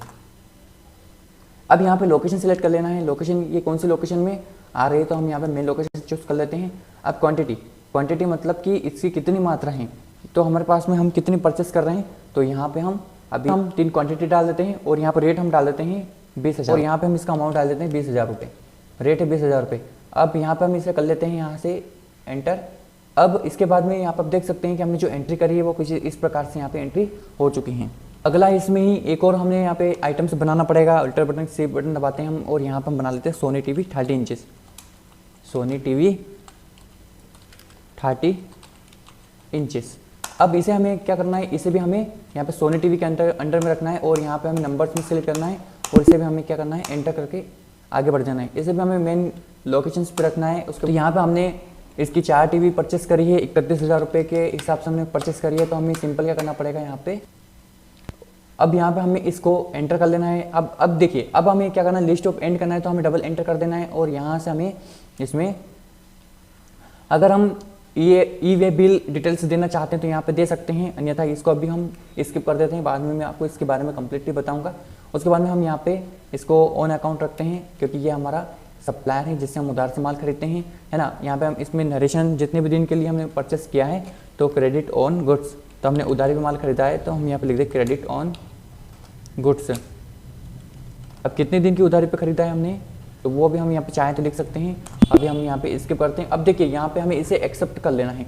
हम जैसे इसको एक्सेप्ट करेंगे तो हमारे द्वारा जो अभी हमने एंट्री करी है वो इस प्रकार से कम्प्लीटली हो जाएगी। तो यहाँ पे आप देख सकते हैं। देखिए यहाँ पे आपने अभी तक समझा परचेस वाउचर्स के बारे में, परचेस वाउचर की आपने डेफिनेशंस को समझा, इसके साथ में आपने उदाहरण को प्रैक्टिकली करके समझा है। अब हम आगे बढ़ते हैं। आगे हम समझते हैं यहाँ पे हमारे सामने नेक्स्ट है डेबिट नोट वाउचर्स। ये क्या होता है, तो डेबिट नोट वाउचर्स होता है परचेस रिटर्न करना। मतलब कि जब भी हम किसी भी सप्लायर से उधारी से माल खरीदते हैं या फिर नकद से माल खरीदते हैं, किसी भी प्रकार से माल खरीदते हैं और माल में कुछ मिस्टेक्स होती है जिसके कारण से हम उसे वापस करते हैं, तो इसे कहा जाता है परचेस रिटर्न। मतलब कि खरीदे गए माल को वापस करना, ठीक है। डेबिट नोट वाउचर्स हमें उसको बना के देना होगा, ठीक है। देखिए समझिएगा ध्यान से, इसकी डेफिनेशंस को अच्छे से समझिएगा। देखिए यहाँ पे हमारे सामने है, जब कस्टमर किसी कारणवश किसी माल को रिटर्न करता है तो वह परचेस रिटर्न कहलाता है, ठीक है। इस प्रकार के ट्रांजैक्शंस को रिकॉर्ड करने के लिए कस्टमर द्वारा डेबिट नोट वाउचर का उपयोग किया जाता है। डैट मीन्स हम यदि किसी से माल खरीदते हैं तो हम डेबिट नोट वाउचर्स का उपयोग कर सकते हैं, ठीक है। इस तरह के ट्रांजैक्शंस को रिकॉर्ड करते समय परचेस में से कम किया जाता है। देखिए यदि आपने किसी शॉप से या फिर किसी सप्लायर से, मान लीजिए कि आपका बिजनेस इलेक्ट्रॉनिक का है और आपने 5 टीवियाँ खरीदी है, कितनी 5 खरीदी है, और यदि आप उसमें से 2 टीवी को रिटर्न करते हैं, मतलब परचेस रिटर्न करते हैं, तो वह आपका जो बिल है उसी में से खरीदे गए माल में से कम होगा, ठीक है, परचेस में से कम किया जाएगा, ठीक है। कभी कभी कस्टमर द्वारा खरीदे गए माल में कोई शिकायत होती है और वह सप्लायर को उस शिकायत के बारे में बताता है। देखिए सप्लायर को क्या करता है, वो उस शिकायत के बारे में बताता है। सप्लायर उस शिकायत की भरपाई के रूप में कस्टमर को कुछ छूट देने की सहमति प्रदान करता है। देखिए कभी कभी होता है कि कस्टमर को सप्लायर क्या करता है, कुछ छूट देने की सहमति प्रदान करता है कि भाई हम आपको इतने रुपए की छूट देंगे इस प्रोडक्ट के ऊपर, ठीक है। तो इस तरह की छूट की राशि को भी कस्टमर द्वारा डेबिट नोट वाउचर्स में रिकॉर्ड किया जाता है। देखिए इसे ध्यान से समझिएगा। देखिए यहाँ पे इसका एक एग्जाम्पल्स भी है। देखिए 30 अगस्त को शिवम इलेक्ट्रॉनिक के इनवॉइस नंबर 300 मतलब 300 से जो माल खरीदा था उसमें से सोनी टीवी 20 इंचेस के 2 नग 21,000 रुपये मतलब 21,000 रुपीज़ प्रति नग की स्क्रीन खराब होने के कारण वापस कर दिया। अब देखिए यहाँ पे जो एग्जाम्पल्स हम पढ़ रहे हैं, जो समझ रहे हैं, वह यही है कि भाई हमने जो माल शिवम इलेक्ट्रॉनिक से खरीदा था वही माल हमने क्या किया है, रिटर्न कर दिया है, उसी को वापस से कर दिया हमने, ठीक है। तो हम इसकी एंट्री करके देखते हैं, प्रैक्टिकली करके देखते हैं ताकि आपको ये एंट्री बिल्कुल क्लियरली समझ में आ जाए। तो चलिए अब हम टैली की ओर बढ़ते हैं आगे।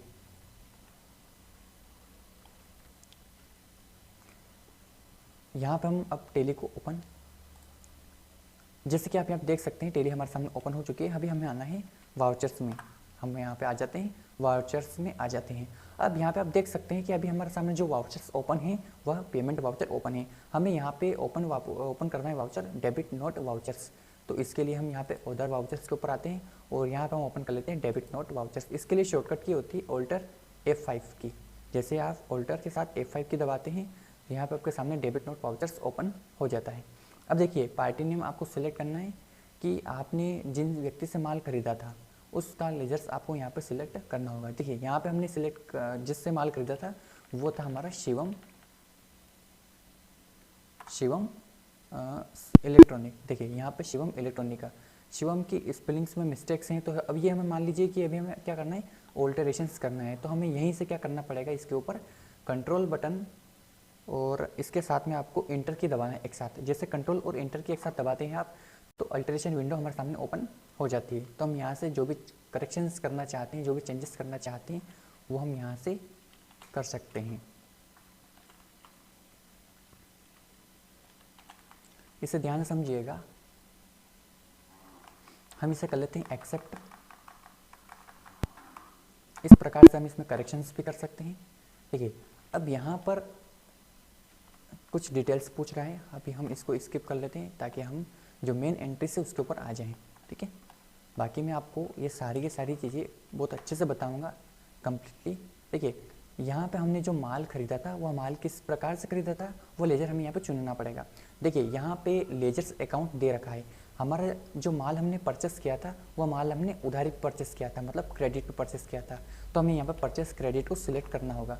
उसके बाद में अब देख सकते हैं यहाँ पे नेम ऑफ आइटम्स। अब नेम ऑफ आइटम्स में आपको वो आइटम्स को सिलेक्ट करना पड़ेगा जो हम रिटर्न कर रहे हैं। अब देखिए यहाँ पे हमें कौन सी टीवी ख़राब हुई है, तो एक बार हम ट्रांजेक्शन्स को देख लेते हैं कि हमारी कौन सी टीवी ख़राब हुई है। देखिए यहाँ पे 30 अगस्त को शिवम इलेक्ट्रॉनिक के इनवॉइस नंबर 300 से जो माल खरीदा था उसमें से सोनी टीवी 20 इंचज़ के 2 नग। अब देखिए सोनी टीवी 20 इंचज़ के 2 नग, सिर्फ सोनी टीवी ख़राब है हमारी, तो यहाँ पे हम सिर्फ सोनी टीवी का ही सिलेक्ट करेंगे।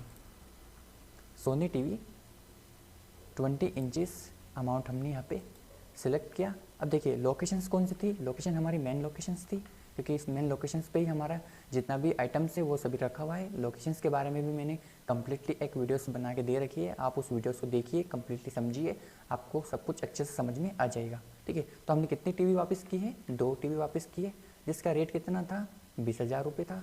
आई थिंक अपन एक बार और देख लेते हैं, शायद मुझे लगता है 20,000 रुपये था, शायद 21,000 रुपये था। ओके 21,000 रुपीज़ था। तो हम यहाँ पे वापस से आते हैं और यहाँ पे हम 21,000 सेलेक्ट करते हैं और यहाँ से टोटल जो 2 टीवी हैं उसका जो टोटल अमाउंट्स हैं वो 42,000 हो रहा है। ठीक है, अब यहाँ पे हम इसे कर लेते हैं एक्सेप्ट। देखिए यहाँ पे हम जैसे आगे आते हैं। अब यहाँ पर देखिए प्रोवाइड जीएसटी डिटेल्स। अभी हमारे पास में जीएसटी डिटेल्स नहीं है क्योंकि अभी हम जीएसटी वाली सीरीज में नहीं है। जैसे हम जीएसटी वाली सीरीज में आते हैं तो हम सारी चीज़ें अच्छे से समझेंगे। ठीक है, आपको सारी चीज़ें मैं स्टेप बाय स्टेप सिखाना चाहता हूँ क्योंकि यहाँ पे हम किसी भी झमेले में पढ़ना नहीं चाहते, हम स्टेप बाय स्टेप सीखेंगे और अच्छे से सीखेंगे। ठीक है, अब हम यहाँ पे इसमें आगे बढ़ते हैं, 1 अकाउंट सेलेक्ट करते हैं, उसके बाद में हम वापस आगे आते हैं। नरेशन डालना हो तो आप यहाँ पर डाल सकते हैं, अन्यथा कोई इशू नहीं है ना, आप इसको एक्सेप्ट कर सकते हैं। दैट मीन्स मैंने यहाँ से इसे एक्सेप्ट कर लिया है। अब आप देख सकते हैं पेजअप की मैं जैसे यहाँ पे प्रेस करता हूँ तो जो भी हमारी एंट्रीज है वो कुछ इस प्रकार से यहाँ पे दिखाई देगी। डेबिट नोट वाउचर्स हमने ऐसा रिकॉर्ड किया है। अब देखिए यहाँ पे हमें तारीख डालना है अगस्त की, तो अगस्त कौन से महीने में होता है, मान लीजिए अगस्त होता है 8वें महीने में। ठीक है, 8वें महीने में अगस्त होता है तो आपको 30 अगस्त है तो 30 पॉइंट यानी कि 0.8 करके एंटर कर देना है। तो यहाँ पे एंट्री नहीं देगा। देखिए यहाँ पे आपको एक चीज़ का ध्यान रखना है कि टेली जो प्राइम होता है, टेली प्राइम 4.0, उसके अंदर टेली के किसी भी सॉफ्टवेयर के अंदर आप बिना लाइसेंस से किसी भी तारीख को ऐड नहीं कर सकते हैं। मतलब कि जो हमें सिस्टम से द्वारा जो तारीख दी जाएगी हमें उसी तारीख में ही एंट्री करना है। डेट मीन्स यहाँ पे सिर्फ आप किसी भी महीने की 1 तारीख, 2 तारीख और महीने की आखिरी तारीख में ही एंट्री कर सकते हैं। इसके अलावा आप अदर तारीख में एंट्री नहीं कर सकते हैं। देखिए जैसे मैंने अगस्त महीने की 31 तारीख को सेलेक्ट किया, यहाँ पे सिलेक्ट हो चुकी है। जैसे कि आप किसी भी महीने की 1 तारीख, 2 तारीख और महीने की एंड तारीख, जो भी महीना रहेगा, जैसे कि फरवरी मान लीजिए 28 का होता है ना, कभी कभी 29 का भी होता है फरवरी, उसके बाद में मार्च का महीना होता है। तो ये जितने भी मंथ होते हैं ना, सभी की मंथ की एंडिंग जो तारीख होती है वो तारीख आप सिलेक्ट कर सकते हैं और शुरुआती 1 तारीख और 2 तारीख, बाकी की आज तारीख सिलेक्ट नहीं कर सकती। यदि आप किसी भी तारीख को सिलेक्ट करते हैं तो टेली आपकी एंट्री को एक्सेप्ट नहीं करेगा। ठीक है, इस बात का आपको ध्यान रखना है। ठीक है, अब यहाँ पे मुझे इसको एक्सेप्ट कर लेना है, तो यहाँ सिंपल में इसे एक्सेप्ट कर लेता हूँ। सिंपल एंटर एंटर एंटर की दबाता है। और यदि आप इसे यहीं से एक्सेप्ट करना चाहते हैं तो इसके लिए शॉर्टकट की होती है, यहाँ पर आप देख सकते हैं कंट्रोल के साथ आपको ए बटन दबाना है। जैसे आप कंट्रोल के साथ ए बटन दबाते हैं तो आपकी जो एंट्री है वो एक्सेप्ट हो जाती है। ये बात का आपको ध्यान रखना है, ठीक है। अब हम आगे बढ़ते हैं। आगे हम यहाँ पर समझते हैं। चलिए अब हम नेक्स्ट को समझते हैं। नेक्स्ट है हमारे सामने है सेल्स वाउचर। चलिए इसके भी डेफिनेशंस को समझते हैं और साथ ही हम इसे प्रैक्टिकल भी करके देखेंगे, तो आप एक बार इसे अच्छे से समझ लीजिएगा, ठीक है। देखिए, जब व्यापार में खरीदे गए माल का विक्रय या मैन्युफैक्चरिंग की स्थिति में तैयार माल का विक्रय किसी कस्टमर को कैश या क्रेडिट पर दिया जाता है तो उसे ट्रांजैक्शंस को सेल्स वाउचर्स में रिकॉर्ड किया जाता है। देखिए, सेल्स वाउचर में आप उस वाउचर को उस ट्रांजैक्शंस को सेल्स वाउचर में आप एंट्री कर सकते हैं, मतलब रिकॉर्ड कर सकते हैं। देखिए यहाँ पे समझिएगा ध्यान से, व्यापार में सबसे महत्वपूर्ण काम सेल्स का होता है, यानी कि विक्रय का है। प्रत्येक सेल के साथ हमें उसका क्या देना रहता है, बिल भी देना होता है, ठीक है। इसका एग्जाम्पल्स देख लीजिए ताकि आपको इसका कन्फ्यूज़न ना रहे, आप अच्छे से समझ पाएंगे।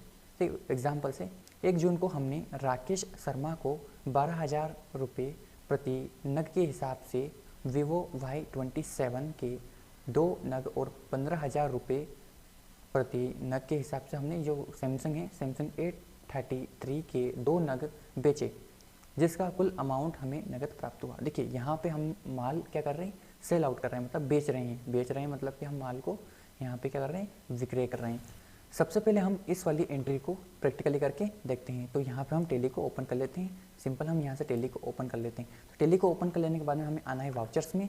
वाउचर्स में आ जाने के बाद में यहाँ पे आप देख सकते हैं परचेस वाउचर्स हमारे सामने ओपन है। अभी हमें माल को बेचना है, तो बेचने के लिए हमें क्या करना है, सेल्स वाउचर्स को ओपन करना है। यहाँ पे आप देख सकते हैं F8 की, सेल्स वाउचर्स के लिए F8 की आप जैसे प्रेस करेंगे तो यहाँ पे आपका सेल्स वाउचर्स ओपन हो जाएगा, या फिर आप यहाँ पे क्लिक भी कर सकते हैं। जैसे आप यहाँ पे क्लिक करेंगे तो सेल्स वाउचर आपके सामने ओपन हो जाएगा। इस विंडो को थोड़ा सा मैं छोटा कर लेता हूँ ताकि आपको अच्छे से समझ में आ जाए, ठीक है। मैं इसको यहाँ से छोटा कर लिया, ठीक है। अब यहाँ पे आप देख सकते हैं कि जो एंट्री से आपके सामने वह यहाँ पे दिखाई दे रही है। 1 जून को हमने राकेश शर्मा को 12,000 रुपये प्रति नग के हिसाब से वीवो Y27 के 2 नग और 15,000 रुपये प्रति नग के हिसाब से हमने सैमसंग टीवी A33 के 2 नग बेचे, जिसका कुल अमाउंट हमें नगद प्राप्त हुआ। देखिए यहाँ पे आपको एक बात का हमेशा ध्यान रखना है कि पार्टी नेम अकाउंट आपको यहाँ पे दिखाई दे रहा है ना, पार्टी अकाउंट नेम आपको यहाँ पे दिखाई दे रहा है। मतलब यहाँ पे आपको ये चीज़ का ध्यान रखना है कि यदि आप माल को नगद से बेचते हैं तो यहाँ पे कैश अकाउंट सेलेक्ट करना पड़ेगा। यदि आप माल को उधार से बेचते हैं तो यहाँ पे आपको कस्टमर का जो भी नाम है वो सिलेक्ट करना पड़ेगा। और यदि आप ये माल बेचते हैं और आपको तुरंत या फिर थोड़ी देर के बाद में बैंक अकाउंट में रुपए की प्राप्ति हो जाती है, तो यहाँ पर आपको क्या करना है, डिलीवरी के वक्त ही अगर आपको पेमेंट की प्राप्ति हो जाती है बैंक में, तो आपके जिस भी बैंक में रुपए की प्राप्ति होती है उस बैंक का अकाउंट आपको यहाँ पे सिलेक्ट करना पड़ेगा। तो ये बात का आपको ध्यान रखना है। सिंपल, अभी हमारी जो एंट्री हो रही है वो एंट्री हो रही है नगद की, ठीक है। तो हम यहाँ पे कैश अकाउंट को सिलेक्ट कर लेते हैं, ठीक है। अब यहाँ पे हमें कुछ नहीं करना है, अभी हाल फिलहाल में इसको छोड़ देना है, ठीक है। अब यहाँ पे बायर से बिल टू, इसका मतलब होता है कि हमारा जो कस्टमर है उसका आपको यहाँ पे इन्फॉर्मेशंस डालना होगा। मतलब हम किस व्यक्ति को माल बेच रहे हैं उसका नाम आपको यहाँ पे लिखना होगा। जैसे कि हम जो माल बेच रहे हैं वो माल हम बेचते हैं राकेश शर्मा को हम माल बेच रहे हैं, तो हमें यहाँ पे सिंपल राकेश शर्मा का नाम लिखना होगा।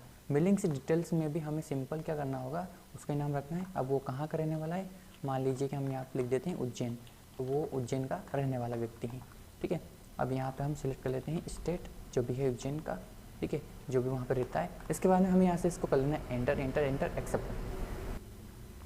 अब यहाँ पर आप देख सकते हैं कि आपके सामने यहाँ पे सेल्स लेजर्स का एक लेजर आपको चुनना होगा। देखिए यहाँ पे भी आपको ये ध्यान रखना है कि यदि आप माल को नगद से बेचते हैं तो आपको सेल्स कैश को सिलेक्ट करना होगा। यदि आप माल को उधार बेचते हैं तो सेल्स क्रेडिट को सिलेक्ट करना होगा, है ना। तो अभी हम माल को नगद बेचेंगे, इसलिए हम यहाँ पर क्या करेंगे, सेल्स लेजर के सामने सेल्स कैश को सिलेक्ट करेंगे। सिंपल हमें यहाँ पे इसको सिलेक्ट कर लेना है।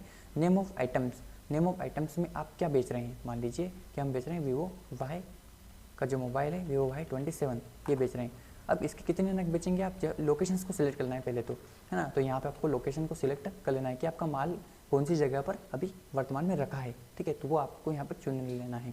इस प्रकार से। उसके बाद में यहाँ पे आपको क्वांटिटी को सिलेक्ट कर लेना है, मतलब आप कितनी क्वांटिटी में माल को बेचेंगे। तो हम 2 क्वांटिटी में माल को बेचेंगे। अब देखिए नेगेटिव स्टॉक्स दिखाई दे रहा है, इसका मतलब ये होता है कि ये जो स्टॉक्स हैं 2 क्वांटिटी, ये आपके स्टॉक्स में अवेलेबल्स नहीं है, फिर भी आप इसको बेच रहे हैं, मतलब आपके स्टॉक्स में ये नहीं है, ये नेगेटिव चली जाएगी। नेगेटिव का मतलब होता है कि जब भी आप अपने स्टॉक्स में माल को परचेस करेंगे इसी स्टॉक्स में, तो ये ऑटोमेटिकली उसमें से माइनस हो जाएगी, ठीक है।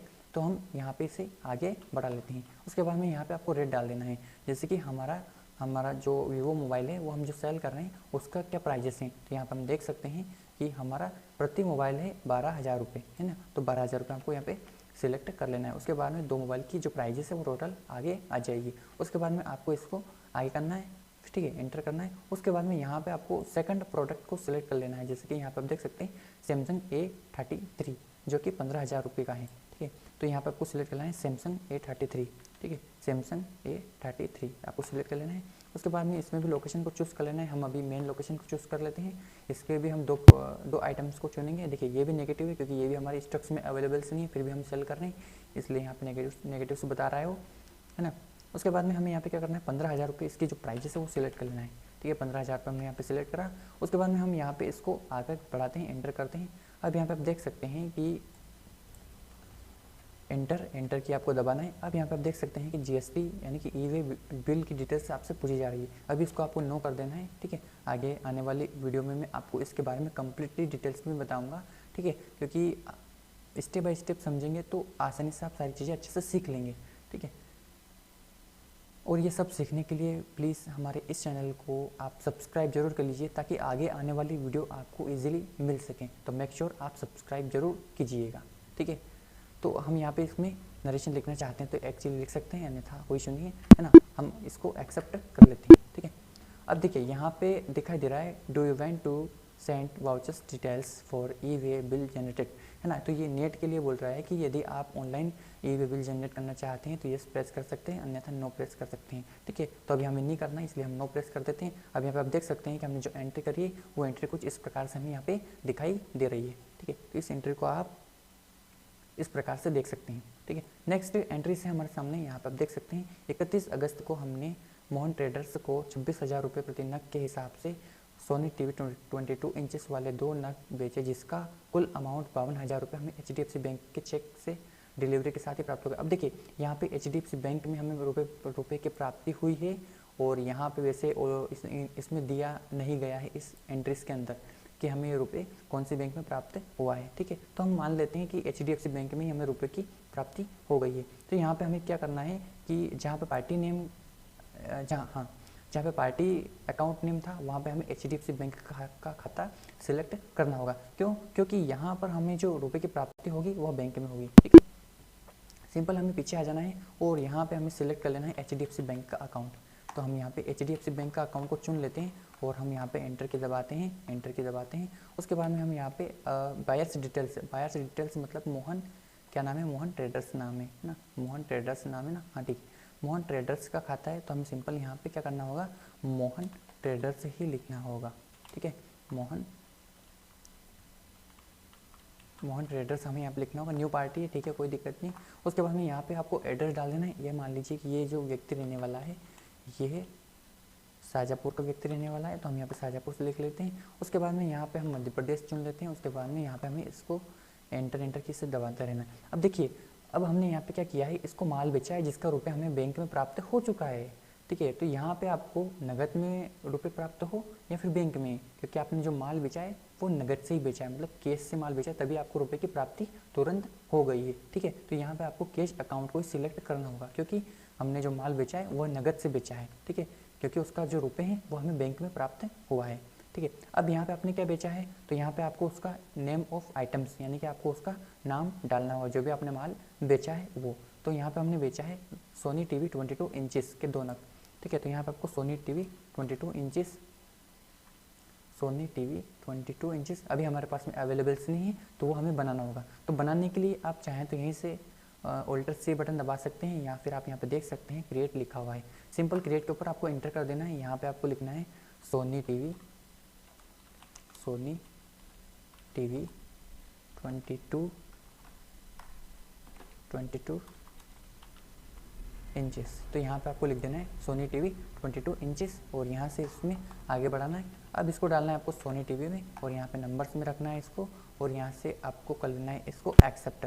जैसे आप इसको एक्सेप्ट करेंगे, एक्सेप्ट कर लेने के बाद में सिंपल आपको यहाँ पे लोकेशंस पूछेगा, तो आपको यहाँ पे मेन लोकेशंस को चूज़ कर लेना है और कितनी क्वांटिटी में आप इसको सेल करना चाहते हैं। तो हम यहाँ पे 2 क्वांटिटी में सेल करना चाहते हैं, तो यहाँ पे 2 क्वांटिटी टाइप कीजिए। देखिए ये भी अभी नेगेटिव दिखाई दे रहा है क्योंकि ये भी हमारे स्टॉक्स में अवेलेबल्स नहीं है, फिर भी हम इसको क्या कर रहे हैं, सेल कर रहे हैं। ठीक है, तो जब भी हम इसको परचेस करेंगे, जब भी हम इसकी एंट्रीज करेंगे, तभी ऑटोमेटिकली हमारे प्रोडक्ट को माइनस कर देगा। देखिए मान लीजिए कि हमारे बिजनेस में हम जो बिजनेस करते हैं वो इलेक्ट्रॉनिक का करते हैं। अब मान लीजिए कि जो सोनी टीवी 22 इंचेस अवेलेबल्स थी हमारे पास में 10 थी। ठीक है, तो हमने 10 की 10 टीवी क्या कर दी, सेल कर दी। ठीक है, और 2 टीवी हमने एक्स्ट्रा सेल कर दी जो कि हमारे स्टॉक्स में अवेलेबल्स नहीं थी। और जब भी हम नेक्स्ट टाइम से जब भी टीवी का स्टॉक्स की एंट्री करेंगे, मान लीजिए कि हमारे पास में 5 टीवी और अवेलेबल्स हैं, तो हम 5 टीवी की जब एंट्री करेंगे तो दो टीवी जो हैं आपकी ये उसमें से माइनस हो जाएगी। जो 3 टीवी आपके उसमें ओनली ऑन बचेगी, 3 टीवी सिर्फ आपके पास में बचेगी। ठीक है, तो ये इस बात का आपको ध्यान रखना है। ठीक है, अब यहाँ पे हम देखते हैं कि इसके जो प्राइजेस हैं वो हमने 26,000 रुपये रखी है। तो हम सिंपल आगे आना है और यहाँ पे हमें इसको 26,000 रुपये टाइप कर देना है। दोनों की जो प्राइजेस हो रही है वो 52,000 रुपये हो रही है। तो हमें इसको यहाँ से एक्सेप्ट कर लेना है, यहाँ पे नो करना है और यहाँ से हम नरेशन देते हुए अब देखिए यहाँ पे भी कुछ डिटेल्स पूछी जा रही है। बैंक अलोकेशंस हमारे सामने ओपन है ना, तो HDFC बैंक का जो ट्रांजेक्शन है वो किस प्रकार से होगा। ठीक है, तो यहाँ पे आपको टाइप करना है। मान लीजिए कि हमें चेक से प्राप्त हुआ है। ठीक है, तो यहाँ पे आपको उस चेक का नंबर आपको यहाँ पे टाइप करना होगा। तो यहाँ पे हम कुछ नंबर टाइप कर देते हैं। उसके बाद में यहाँ पे बैंक नेम, कौन सी बैंक का चेक था, तो यहाँ पे आपको वो टाइप करना होगा। मान लीजिए कि मैं यहाँ पे स्पेसिफाई बैंक को सिलेक्ट कर लेता हूँ, यहाँ पे लिख देता हूँ HDFC, क्योंकि वो HDFC बैंक का ही चेक था, तो मैंने यहाँ पे लिख दिया HDFC बैंक। ठीक है, सिंपल आपको यहाँ पे HDFC बैंक को लिखकर और यहाँ पे आपको नरेशंस के ऊपर आ जाना है। जैसे नरेशंस के ऊपर आप यहाँ पे इसकी टिप्पणी देना चाहते हैं, मतलब इसके बारे में कुछ रिमार्क करना चाहते हैं, तो यहाँ से कर सकते हैं। देखिए नरेशंस का मतलब ये होता है कि यदि आपने जो ट्रांजेक्शन्स किया है, आपने जो भी ट्रांजेक्शन्स किया है, इस ट्रांजेक्शन्स के बारे में यदि आप कुछ नोट करना चाहते हैं कि भाई हमने इस ट्रांजेक्शन्स इस प्रकार के लेन देन को करते वक्त इस प्रकार की बात की थी, तो यहाँ पे आप वो टाइप कर सकते हैं। ठीक है, ये होता है नरेशंस का मतलब। ठीक है, तो यहाँ से आपको इसको एक्सेप्ट कर लेना है और यहाँ पे इसको नो कर देना है। ठीक है, तो यहाँ पे आप देख सकते हैं कि हमने इस एंट्री को भी कम्प्लीटली टेली के अंतर्गत कर लिया है। दोनों एंट्री को हमने यहाँ पे आपको करके दिखाया है। ठीक है, चलिए अब अगले को समझते हैं। नेक्स्ट है हमारे सामने यहाँ पे आप देख सकते हैं क्रेडिट नोट वाउचर्स, इसको बोलते हैं सेल्स रिटर्न। देखिए आपने जैसे परचेस को समझा, खरीदा गया माल किसी कारणवश वापस होता है, सेम टू सेम यहाँ पर भी वही होता है। ठीक है, बेचा गया माल किसी कारणवश वापस होता है। ठीक है, तो वही ठीक है, समझिएगा इसको ध्यान से। यदि सप्लायर द्वारा बेचे गए माल में कस्टमर कोई शिकायत करता है और सप्लायर उन कारणों से सहमत होकर भरपाई के रूप में कस्टमर को कुछ छूट देता है, तो इस तरह की छूट को भी सप्लायर द्वारा क्रेडिट नोट वाउचर्स में रिकॉर्ड किया जाता है। ठीक है, यहाँ फिर वो पूरी के पूरा जो प्रोडक्ट है वो वापस करता है, तो वह भी सेल्स रिटर्न के अंतर्गत ही आता है। ठीक है, यानी कि हमने जो माल बेचा है उसके बदले में हमें रुपए भी देने पड़ सकते हैं। ठीक है, इस तरह के ट्रांजैक्शंस को रिकॉर्ड करते समय सेल्स में से कम किया जाता है। देखिए यहाँ पर भी वही कंडीशंस अप्लाई होती है। इसका एग्जाम्पल्स देखते हैं, समझते हैं। 30 जून को हमने राकेश शर्मा को जो माल बेचा था उसमें से 12,000 रुपये प्रति नग के हिसाब से Vivo Y27 की एक नग की स्क्रीन खराब होने से राकेश शर्मा ने उसे वापस कर दिया, जिसका भुगतान हमें नगद किया। देखिए हमने भुगतान क्या किया, नगद किया। किसको किया, राकेश शर्मा को किया। अब यहाँ पे नेक्स्ट एंट्री है, 1 सितंबर को हमने मोहन ट्रेडर्स को जो माल बेचा था उसमें से सोनी टीवी 22 इंचेस के एक नग में खराबी होने के कारण मोहन ट्रेडर्स ने हमें वापस किया, जिसका भुगतान हमने नगद किया। देखिए यहाँ पर भी सेम वही कंडीशंस अप्लाई हो रही है कि भाई हमने माल तो बेच दिया था लेकिन हमें किसी कारणवश वापस आ गया हमारे पास में। ठीक है, तो इसकी जो एंट्री है वह एंट्री हमें क्रेडिट नोट वाउचर्स में करनी होगी। तो चलिए हम प्रैक्टिकली करके देखते हैं। इसके लिए हमें सिंपल करना पड़ेगा, यहाँ पे टैली को ओपन कर लेना है और यहाँ पे आप देख सकते हैं सेल्स का ओपन है। ठीक है, तो हमें यहाँ पे ओपन कर लेना है। अब हम यहाँ से स्किप करते हैं, एक बार और पीछे आते हैं, अब यहाँ पे एंटर करते हैं। अब यहाँ पे हमें ओपन कर लेना है क्रेडिट नोट। यहाँ पे आपको दिखाई देगा ऑल्टर F6। जैसे आप ऑल्टर F6 बटन दबाते हैं तो यहाँ पे आपके सामने क्रेडिट नोट वाउचर्स की स्क्रीन ओपन हो जाती है। तो सिंपल आपको यहाँ पे क्या करना है, अब देखिए यहाँ पे भी सेम कंडीशंस अप्लाई होती है, ठीक है। यदि आप वापस आए माल का पेमेंट नगद कर देते हैं तो यहाँ पे आपको कैश अकाउंट को सिलेक्ट करना होगा। यदि आपने माल उधार से बेचा था और उधारी का माल अगर वापस आया है तो यहाँ पे आपको कस्टमर का खाता को सिलेक्ट करना होगा। और यदि आपने माल बेचा और पेमेंट कस्टमर की अकाउंट में डाल दिया तो आपने क्या है, आपने जिस भी खाते से आपका पेमेंट कटेगा वो खाता आपको यहाँ पे सिलेक्ट करना होगा। मान लीजिए कि कस्टमर को आपने HDFC बैंक का चेक दे दिया, या फिर कस्टमर को आपने बैंक ऑफ इंडिया का चेक दे दिया, या फिर कस्टमर को आपने SBI बैंक का चेक दे दिया। तो जिस भी बैंक का आप चेक देंगे तो उस चेक से जो भी पेमेंट कटेगी उस पेमेंट का जो भी लेजर्स बनेगा, यानी कि जो भी लेजर हैं वो लेजर आपको यहाँ पे चुनना होगा, ठीक है। ये बात आपको ध्यान रखना है, ठीक है। सैम्पल अब यहाँ पे हम क्या कर रहे हैं, एंट्री करेंगे।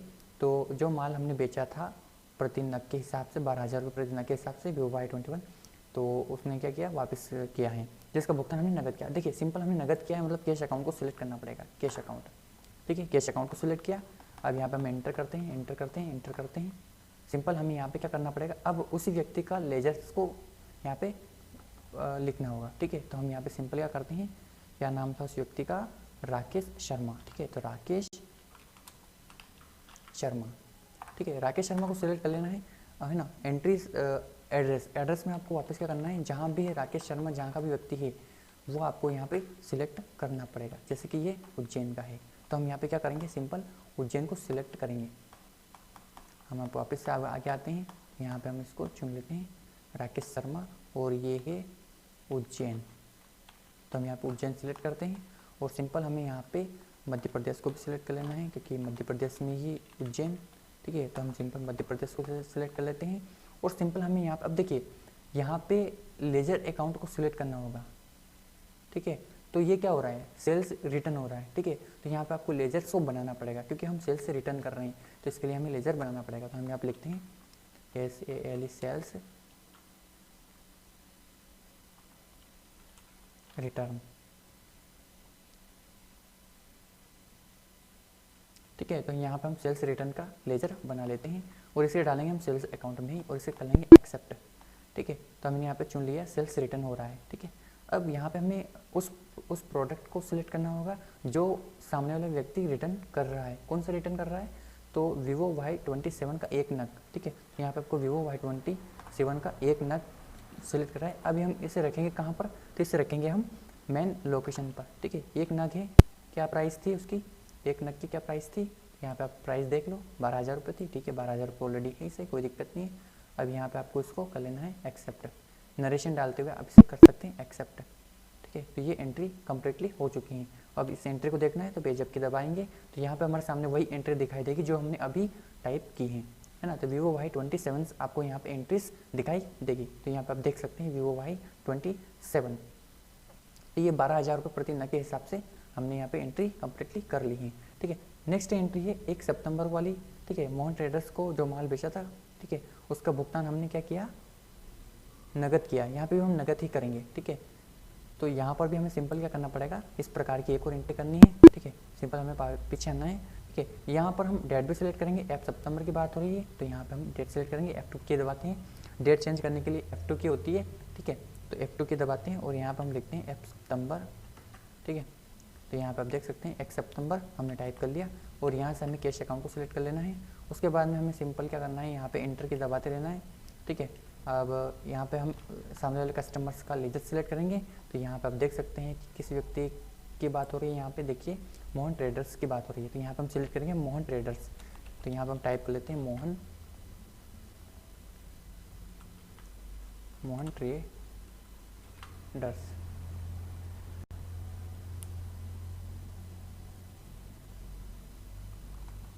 तो यहाँ पर हम टाइप कर लेते हैं मोहन ट्रेडर्स। तो यहाँ पे हम लिखते हैं मोहन ट्रेडर्स, ठीक है। अब इसे हम करते हैं यहाँ पे एंटर, और यहाँ पे मोहन ट्रेडर्स कहाँ का व्यक्ति है, तो ये शाजापुर का, तो हम यहाँ पे शाजापुर टाइप कर लेते हैं और सिंपल हम वापस से आते हैं यहाँ पे, और यहाँ पे हमें वापस इसमें लिखना है मध्य प्रदेश, एमपी का ही व्यक्ति है, शाजापुर एमपी में आता है।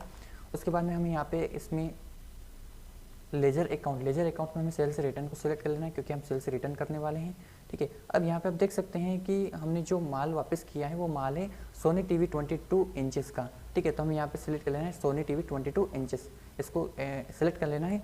उसके बाद में यहाँ पे आप देख सकते हैं लोकेशन सिलेक्ट कर लेना है। लोकेशन मेन लोकेशन है हमारी, तो मेन लोकेशन हमें सिलेक्ट कर लेना है। उसके बाद में क्वांटिटी एक क्वांटिटी हम रिटर्न कर रहे हैं, तो सिंपल एक सिलेक्ट कर लेना है। और इसकी जो प्राइजेस थी वो प्राइजेस शायद 26,000 ही थी। ठीक है, 26,000 रुपये थी। ठीक है, तो हमें यहाँ पे 26 सेलेक्ट कर लेना है। उसके बाद में हमें इसको कर लेना है सिंपल एक्सेप्ट, तो हम यहाँ से इसको एक्सेप्ट कर लेंगे। तो इस प्रकार से आप सेल्स रिटर्न की एंट्रीज कर सकते हैं। मैंने आपको कम्प्लीटली बताई है सेल्स रिटर्न की एंट्रीज कैसे करते हैं, बाकी की डेफिनेशंस के सहित मैंने आपको कम्प्लीटली इसको अभी बताया है। ठीक है, तो मेक श्योर इसके लिए आप हमारे इस चैनल को सब्सक्राइब जरूर कर लीजिए। ठीक है, चलो आगे बढ़ते हैं। नेक्स्ट एंट्रीज नेक्स्ट वाउचर्स से हमारे सामने यहाँ पे आप देख सकते हैं रिवर्सिंग जनरल। अब रिवर्सिंग जनरल्स क्या होता है, देखिए शॉर्ट तरीके से मैं आपको इसको समझाने की कोशिश करता हूँ, समझ लीजिएगा ध्यान से कि यदि हमें किसी एंट्री का प्रभाव देखना है तो उस एंट्री का प्रभाव देखने के लिए भविष्य में की जाने वाली एंट्री को हम अभी कर लेंगे उसी तारीख में। मान लीजिए कि हमें किसी हमारे एम्प्लॉय को आने वाली 30 तारीख को सैलरी देना है और आज मान लीजिए कि 5 तारीख है। ठीक है, तो उस 30 तारीख को होने वाली एंट्री को आप आज ही कर सकते हैं, और आप जो रिवर्सिंग डेट होते हैं वो रिवर्सिंग डेट आप आने वाली 30 तारीख डाल सकते हैं। तो जो 30 तारीख आप जो डालेंगे ना, तो वहाँ का जो आपका प्रॉफिट एंड लॉस जो एक्सपेंसेस है वो आज ही दिखाई देगा। ठीक है, तो इस प्रकार की एंट्री रिवर्सिंग जनरल कहलाती है। ठीक है, समझिएगा इसको ध्यान से, डेफिनेशन सहित मैं आपको समझाने की कोशिश करूँगा। देखिए, इस वाउचर में की जाने वाली एंट्री का असर विशेष स्थान अवधि के लिए है। ठीक है, और हम उस अवधि पर ही इसका प्रभाव देख सकते हैं। जैसे कि मैंने आपको बताया कि यदि आप इसमें किसी एम्प्लॉय की सैलरी आपको 30 तारीख के दिन देना होती है, लेकिन आपने उसकी एंट्री प्रभाव को देखने के लिए आज 5 तारीख को ही कर ली, तो वो एंट्री आपको बीच में नहीं दिखाई देगी। वो एंट्री सिर्फ आपको उसी तारीख में दिखाई देगी जो कि आपने रिवर्सिंग जनरल में डाल रखी है। जैसे कि 30 तारीख डाल रखी है हमने, तो वो एंट्री आपकी उसी तारीख को दिखाई देगी। यहाँ पे आप देख सकते हैं इस विशेष पीरियड के बाद इस वाउचर टाइप की सभी एंट्रीज रिवर्स हो जाती है। देखिए रिवर्स हो जाती है, यहाँ पे आप इसको समझिएगा। ठीक है, इस तरह की एंट्री का प्रभाव सीधे अकाउंट पर नहीं होता है। कई बार कुछ ट्रांजैक्शंस यानी कि लेन देन के असर को प्रयोगात्मक के लिए देखना होता है, तब इस वाउचर को सिलेक्ट करते हैं। देखिए यहाँ पे मैंने आपको बताया सेम टू सेम। देखिए इसका एक एग्जाम्पल भी है, तो इसको आप ध्यान से समझ लीजिएगा। ठीक है, उदाहरण, हरिओम प्रिंटर्स को सैलरी देना है यानी कि देनी है। ठीक है, तो जनवरी माह की सैलरी फरवरी में देते हैं, लेकिन हम देखना चाहते हैं कि यह कर्मचारी की सैलरी जनवरी माह में ही हम प्रॉफिट एंड लॉस में जोड़कर आ जाएं। तो इसके लिए हमें रिवर्सिंग जनरल वाउचर का उपयोग करना होगा और इसमें सैलरी खाता डेबिट और कैश अकाउंट क्रेडिट कर लेंगे। यहाँ पर आप इस बात का ध्यान भी रखें कि आप जो भी डेट यहाँ डालेंगे उसी डेट की रिपोर्ट लेने पर यह एंट्री दिखेगी, ना उसके पहले और ना उसके बाद। अर्थात यह एंट्री आप 30 जनवरी या 1 फरवरी की रिपोर्ट में ही देखेंगे, तो यह एंट्री नहीं दिखेगी। देखिए यहाँ पे आपको ये ध्यान रखना है कि रिवर्सिंग जनरल में आप जो भी तारीख डालेंगे ये एंट्री आपकी उसी तारीख को ही दिखाई देगी। उदाहरण के लिए मान लीजिए कि आपने रिवर्सिंग जनरल में 30 तारीख डाल रखी हैं, तो ये एंट्री आपकी 30 तारीख को ही दिखाई देगी, नहीं यह तारीख आपको 29 तारीख को दिखाई देगी और नहीं ये तारीख आपको 31 तारीख को दिखाई देगी। तो यह एंट्री आपको सिर्फ 30 तारीख को ही दिखाई देगी। तो ये बात का आपको ध्यान रखना है। तो चलिए हम एक एंट्री करके देखते हैं और आपको प्रैक्टिकली मैं समझा भी देता हूँ कि इस प्रकार की एंट्री कैसे की जाती है। तो हमें यहाँ पर टैली में वाउचर्स को ओपन कर लेना है। सिंपल आप यहाँ पे देख सकते हैं कि हमने टैली में वाउचर्स को ओपन कर लिया है।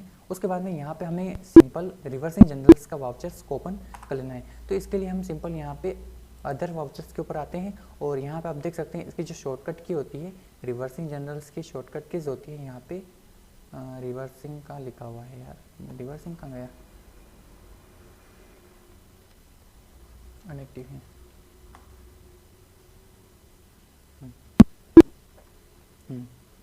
तो रिवर्सिंग जनरल वाउचर्स के लिए आपको यहाँ पे वाउचर्स में आ जाना है और यहाँ पे F10 की दबानी है, अदर्स वाउचर्स हमें ओपन करना है। अब यहाँ पे आप देख सकते हैं कि रिवर्सिंग जनरल वाउचर्स अभी यहाँ पे अवेलेबल्स नहीं है क्योंकि वह अभी अनएक्टिव है। तो यहाँ पे आपको क्लिक कर देना है, देखिए यहाँ पे दिखाई दे रहा है शो इन एक्टिव। तो यहाँ पे आप जैसे क्लिक करेंगे तो आपको यहाँ पे आपका जो वाउचर्स हैं वो भी आपको यहाँ पर दिखाई देगा। जैसे कि यहाँ पे आप देख सकते हैं F6 पे आपको दिखाई देगा रिवर्सिंग जनरल्स। तो यहाँ पे आप इस वाउचर्स को ओपन कर सकते हैं। यहाँ पे हम सिंपल इस वाउचर्स को एक्टिव करेंगे तो यहाँ पे हमारे सामने परमिशंस मांगी जा रही है, तो यहाँ पे हमें एक्टिव नाउ कर देना है, इसको यस कर देना है। जैसे हम इसको यस करेंगे तो यहाँ पे आप देख सकते हैं जनरल रिवर्सिंग जनरल्स का एक वाउचर्स हमारे सामने ओपन हो चुका है। तो यहाँ पे आपको क्या करना है कि आप जिस भी व्यक्ति की सैलरी इसमें ऐड करना चाहते हैं, जोड़ना चाहते हैं, उस व्यक्ति का लेजर आपको यहाँ पे सिलेक्ट करना होगा। तो यहाँ पे आप देख सकते हैं कि हम किसकी सैलरी देना चाहते हैं। तो यहाँ पे आप देख सकते हैं कि हम जो सैलरी दे रहे हैं वह किसी एम्प्लॉय की देते हैं। तो हम यहाँ पे किसी का भी नाम ले लेते हैं। तो हम सिंपल वापस से उसको ओपन कर लेना है।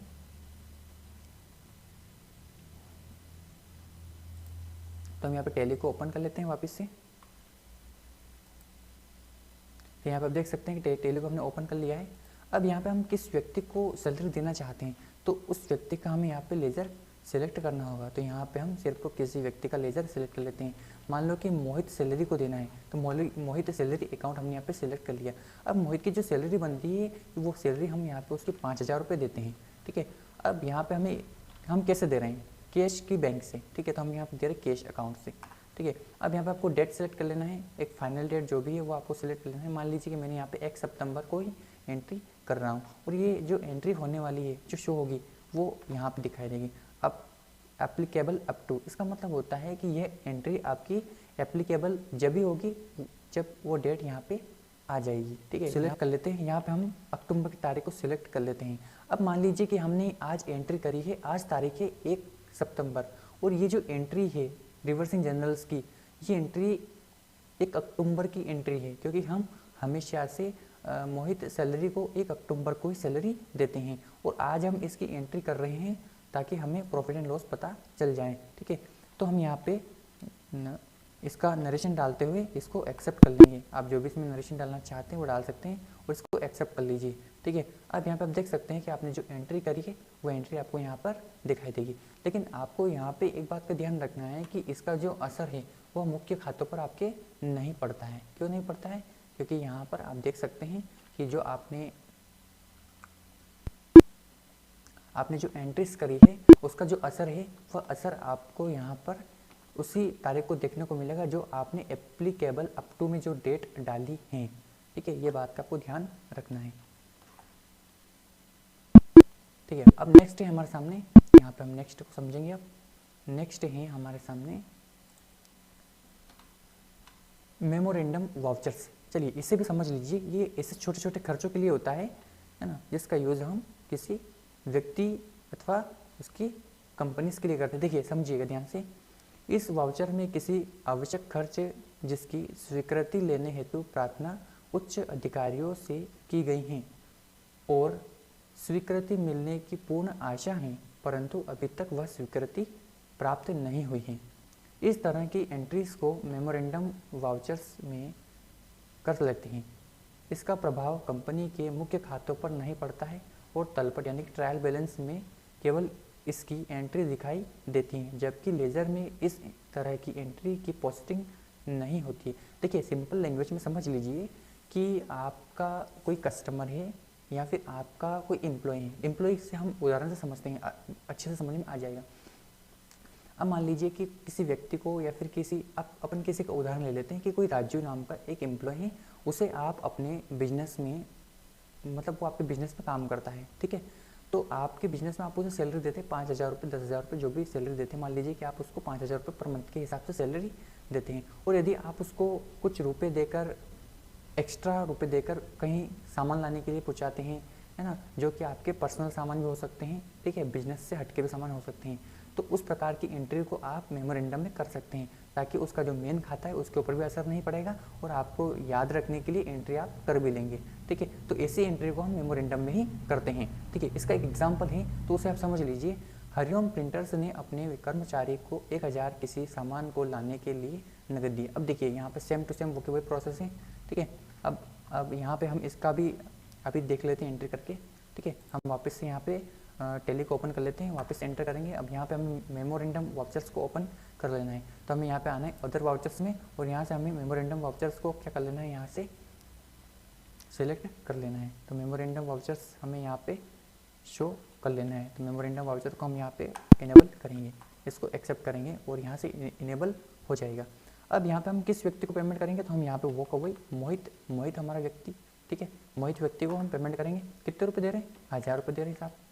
ठीक है, काय के लिए दे रहे हैं, सामान लाने के लिए नगद दे रहे हैं।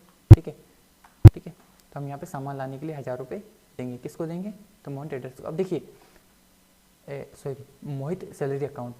ठीक है, मोहित को हम पेमेंट करेंगे 1000 रुपये। अब देखिए यहाँ पे मेन जो लेजर है आपका उसके ऊपर असर नहीं पड़ा है।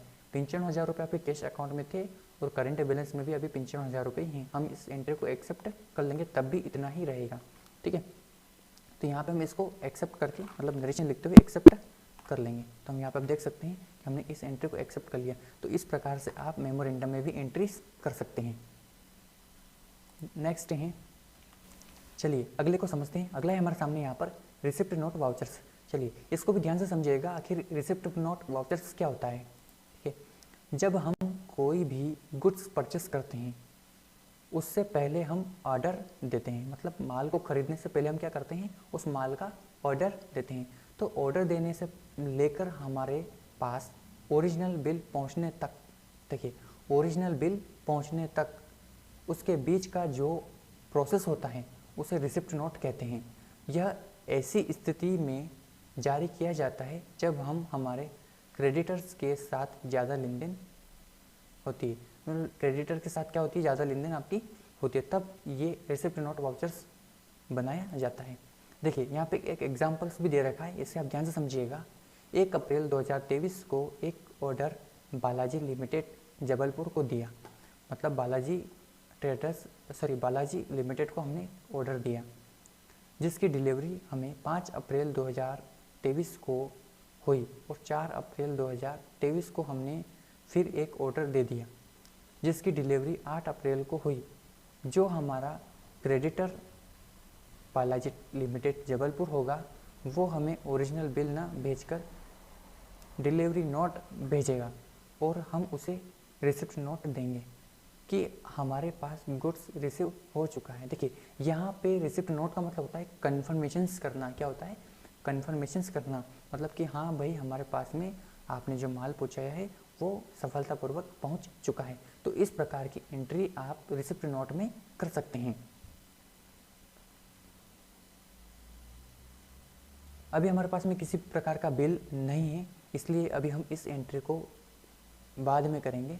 ठीक है, ताकि आपको ये एंट्री प्रैक्टिकली करके मैं आपको आगे कंप्लीटली बता दूंगा। ठीक है, अब अगला समझते हैं। अगला है हमारे सामने यहाँ पर डिलीवरी नोट वाउचर्स। अब ये डिलीवरी नोट वाउचर्स क्या होता है, इसको समझिएगा ध्यान से। डिलीवरी नोट एक गुड्स को डिलीवर करने की एक साधारण रिसिप्ट होती है। देखिए इसको रिसिप्ट बोलते हैं, डेट मीन्स यहाँ पे इससे समझिएगा साधारण रिसिप्ट होती है, अर्थात जब हमें कस्टमर से सेल्स ऑर्डर मिलता है तब हम अपने कस्टमर को गुड्स के साथ डिलीवरी नोट भेजते हैं, मतलब कि माल के साथ ही डिलीवरी नोट भी भेजा जाता है, भेजते हैं। डिलीवरी नोट को डिलीवरी चालन भी कहा जाता है। अगर कस्टमर को गुड्स मिल जाता है तो हम अपने पास कस्टमर के लिए सेल्स बिल जनरेट करते हैं। देखिए जब कस्टमर के पास में एक बिल पहुंच जाता है, देखिए हमेशा याद रखिएगा कि किसी भी बिजनेसेस में एक कच्चा बिल होता है, एक पक्का बिल होता है। सुना होगा ना आपने, तो एक कच्चा बिल होता है, एक पक्का बिल होता है। तो यहाँ पे जो बात हो रही है वो कच्चे बिल की हो रही है। कच्चे बिल यानी कि डिलीवरी नोट की बात हो रही है, और जो पक्का बिल होता है वो सेल्स का होता है। ठीक है, तो ये चीज़ आपको ध्यान रखना है। ठीक है,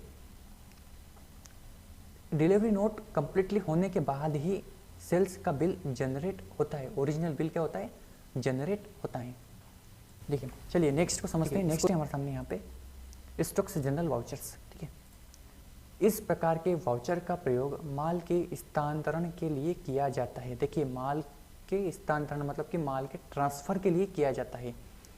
यदि हम एक गोदाम से माल दूसरे गोदाम में भेजना चाहते हैं तब हम स्टॉक जनरल वाउचर्स का प्रयोग करते हैं। देखिए एक गोडाउन से माल को दूसरे गोडाउन तक पहुंचाना, ये होता है स्टॉक्स जनरल वाउचर्स।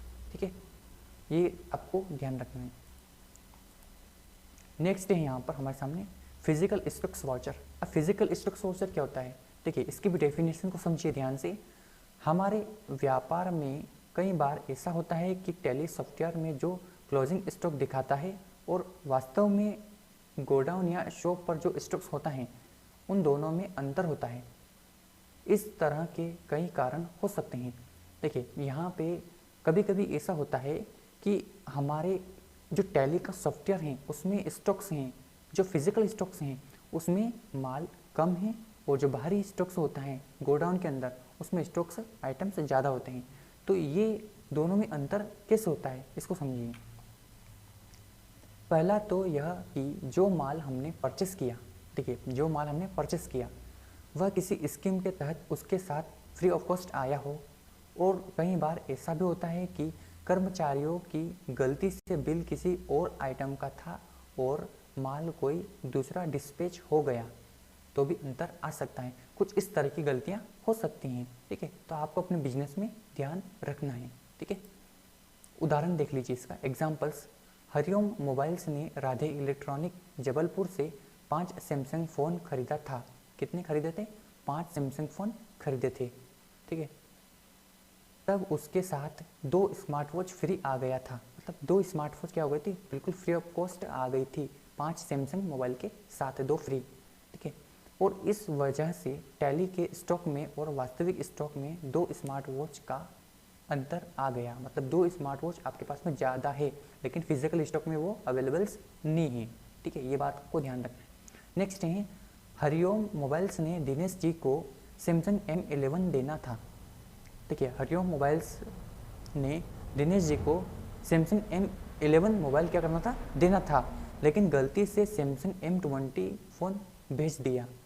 तो इससे भी ओरिजिनल स्टॉक में अंतर आ सकता है। देखिए कुछ मिस्टेक्स इस प्रकार की भी हो सकती है।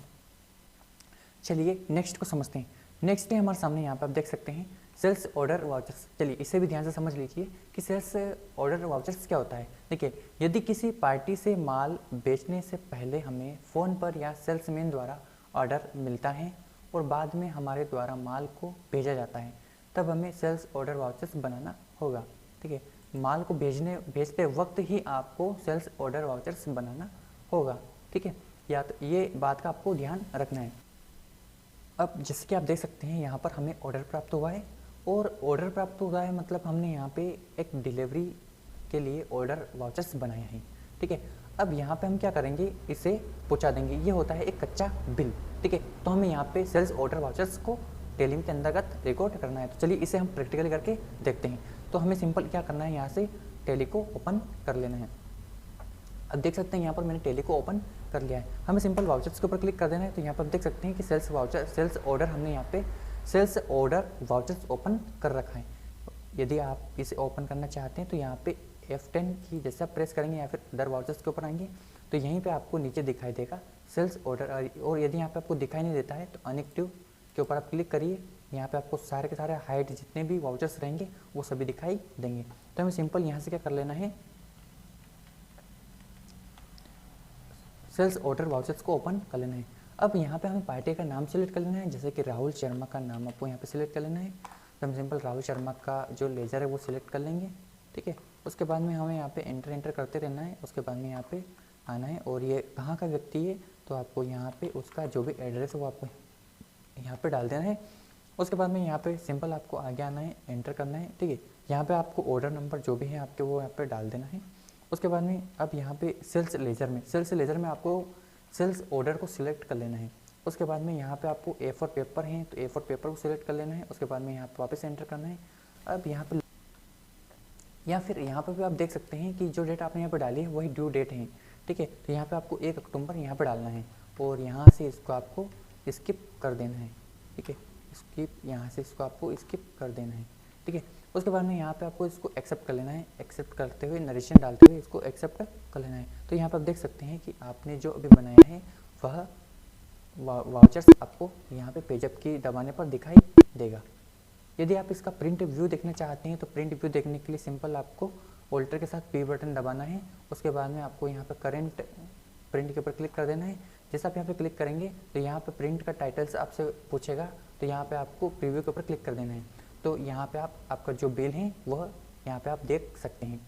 और इसको जूम करना है तो ऑल्टर के साथ आप जेड दबाएंगे तो ये जूम हो जाएगा, ठीक है। तो इस प्रकार से आप देख सकते हैं, यहाँ पे हमारी कंपनी का नाम आ जाएगा और यहाँ पे आप देख सकते हैं कि कंप्लीटली डिटेल्स यहाँ पे इस प्रकार से दिखाई देगी। और ये बिल जो वाउचर्स है ये काय का वाउचर्स है, तो ये सेल्स ऑर्डर है, कच्चा बिल है, ठीक है। आपने जो सेल्स का ऑर्डर प्राप्त किया था वह आप कस्टमर तक पहुँचा रहे, तो इस प्रकार से आप सेल्स ऑर्डर का एक वाउचर्स बना सकते हैं। इसको वापस हमें पीछे लेना है तो हम सिंपल वापस से पीछे आ जाते हैं। चलिए नेक्स्ट है हमारे सामने, नेक्स्ट को समझते हैं। अगला है परचेस ऑर्डर वाउचर्स। सिंपल, यहाँ पर भी सेम टू सेम वही होता है। यदि किसी पार्टी से माल खरीदने से पहले हम फ़ोन पर या उसके सेल्समैन को ऑर्डर देते हैं कि उक्त माल हमें भेज दीजिए, तब हमें परचेस ऑर्डर वाउचर भरना होगा। तो सेम टू सेम आपने जैसे सेल्स वाउचर भरा, सेम टू सेम यहाँ पर भी परचेस वाउचर भी आप इस प्रकार से भर सकते हैं। जैसे कि राम शर्मा से LG TV 22 इंचेस बिक्री के लिए 3 नग 14,000 रुपये की दर से ऑर्डर दिया, तो यहाँ पर भी आप उसका ऑर्डर दे सकते हैं। अब ऑर्डर किसे देना है, सिंपल हम इसका भी प्रैक्टिकली करके देख लेते हैं। तो हम यहाँ पे वापस से टैली को ओपन कर लेते हैं। टैली को हम यहाँ पे सिंपल ओपन कर लेते हैं। अब यहाँ पे हमें परचेस ऑर्डर को ओपन कर लेना है। परचेस ऑर्डर को ओपन करने के लिए हमें क्या करना पड़ेगा, वाउचर्स में आना है और यहाँ पे हमें ऑल वाउचर्स में यानी अदर वाउचर्स में आना है और यहाँ पे हमें परचेस सेल्स दे रखा है, परचेस नहीं दे रखा है तो कोई दिक्कत नहीं। अनएक्टिव पे क्लिक करेंगे तो यहाँ पे सारे एक्टिव हाइड वाले दिखाई देंगे। तो हम सिंपल क्या करना है, यहाँ पे आना है और यहाँ से हमें परचेस को कर लेना है इनेबल, ठीक है। परचेस को इनेबल कर लेना है, परचेस ऑर्डर को इनेबल कर लेना है। जैसे हम इसको इनेबल करेंगे तो हमारे सामने यहाँ पर दिखाई देगा। अब हम किस व्यक्ति को यहाँ पे भेजना चाह रहे हैं ऑर्डर, तो हम राम शर्मा को भेजना चाह रहे हैं, ठीक है। तो राम शर्मा को हम यहाँ पे भेजना चाह रहे हैं, ठीक है। तो यहाँ पे आपको राम शर्मा का जो खाता है वो सिलेक्ट करना होगा, ठीक है। अभी हमारे पास में बना हुआ नहीं है तो हम ऑल्टर सी से यहाँ पे बना लेते हैं राम शर्मा। अब राम शर्मा से हम माल खरीदेंगे कि बेचेंगे, तो माल हम राम शर्मा से खरीदेंगे, ठीक है। तो राम शर्मा को परचेस करेंगे और राम शर्मा से, तो राम शर्मा को करेंगे हम क्रेडिटर्स बनाएंगे यहाँ पे। तो सिंपल हम यहाँ पे क्रेडिटर्स में इसको ऐड करेंगे। उसके बाद में हमें सिंपल क्या करना है, यहाँ पे Madhya Pradesh select, sorry India select कर लेना है, इंडिया इंडिया सिलेक्ट करेंगे। उसके बाद में हमें यहाँ पे मध्य प्रदेश को सिलेक्ट कर लेना है, एंटर की दबाना है और इसको हमें कर लेना है यहाँ से एक्सेप्ट। इस प्रकार से वापस हमें एंटर की दबाना है। उसके बाद में हम यहाँ पे वापस आ जाएंगे और यहाँ से हमें राम शर्मा का जो लेजर है वो सिलेक्ट कर लेना है। उसके बाद में यहाँ पे राम शर्मा कहाँ का व्यक्ति है, तो यहाँ पे हम उसका जो भी जगह है, एड्रेस है, वो यहाँ पे टाइप करेंगे। उसके बाद में हम यहाँ पे इसको एक्सेप्ट करेंगे। अब परचेस ऑर्डर में हम यहाँ पे टाइप करेंगे, ऑल्टर से वापस दबाएंगे। अब यहाँ पर हम परचेस ऑर्डर का एक ग्रुप एक लेजर बना लेते हैं। परचेस ऑर्डर का हमें यहाँ पे एक लेजर बनाना होगा, परचेस ऑर्डर। अब इसे डालना है हमें परचेस अकाउंट में, परचेस के लेजर अकाउंट में डालना है और यहाँ से हमें इसको कर लेना है एक्सेप्ट। जैसे हम इसको एक्सेप्ट करेंगे तो यहाँ पे हमारे सामने जो नेम ऑफ आइटम्स है उसमें हमारी ये जो कर्सर है वो आ जाएगा। यहाँ पे हमें देखना है LG TV 22 इंचेस का हमें यहाँ पे क्या करना है, ऑर्डर देना है। तो हमें यहाँ पे अभी हमारे पास अवेलेबल्स नहीं है, तो हम सिंपल क्या करेंगे, यहाँ पे स्टॉक्स आइटम बनाएंगे। तो हम सिंपल यहाँ लिखेंगे LG TV 22 inches.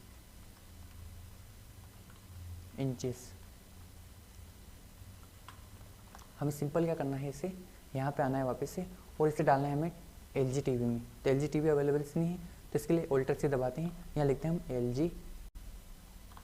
LG TV, ठीक है। इसको डालेंगे हम टीवी में, इसको डालेंगे यहाँ से हम एक्सेप्ट, ठीक है। अब यहाँ पे हम टीवी को कैसे किन इकाई में रखना चाहते हैं, तो हम रखना चाहते हैं नंबर्स में, ठीक है। तो यहाँ से सिंपल NOS को सिलेक्ट करेंगे और इसे कर लेंगे एक्सेप्ट।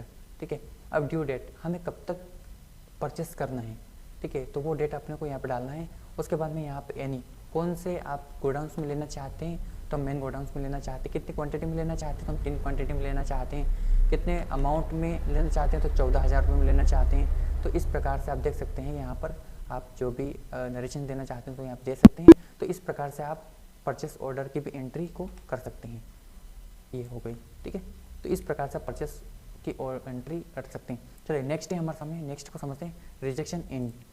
ठीक है, यदि किसी पार्टी को माल बेचने से पहले हमें फ़ोन पर या सेल्समैन द्वारा ऑर्डर मिलता है और बाद में हमारे द्वारा माल को भेजा जाता है, तब उस पार्टी ने कुछ माल किसी कारणवश रिजेक्ट कर दिया है, तब हमें रिजेक्शन इन वाउचर को भरना होगा। देखिए जैसे मैंने आपको यहाँ पर हम किसी माल को बेचते हैं और उस माल को हम वापस करते हैं, तो जैसे मैंने क्रेडिट नोट आपको बताया था, सेम टू सेम ये भी इसी प्रकार कार्य करता है। ठीक है, चलिए अब इसका भी एग्जाम्पल समझते हैं। देखिए यहाँ पर भी सेम टू सेम वो कब हुई है, राहुल शर्मा से सोनी टीवी 22 इंचेस बेचने के लिए 5 नग 12,000 रुपये की दर से सेल्स ऑर्डर प्राप्त हुआ, जिस पर राहुल शर्मा ने माल प्राप्ति करने के बाद सोनी टीवी 22 इंचेस के 3 नग की स्क्रीन खराब बताकर वापस कर दिया। डेट मीन्स इस प्रकार का जो एग्जाम्पल्स हैं ये होता है अपना जो अपन सेल्स माल बेचते हैं और हमें माल वापस प्राप्त हो जाता है, मतलब हम वापस माल को वो कर लेते हैं, मतलब सेल्स को रिटर्न कर लेते हैं। ठीक है, तो ये होता है सेल्स रिटर्न, इसको सेल्स रिटर्न भी कहा जाता है और रिजेक्शन इन भी कहा जाता है। मतलब आपने जो माल बेचा है वही माल आपको किसी कारणवश खराब बताकर वापस किया जा रहा है। ठीक है, तो ये इस प्रकार से होता है।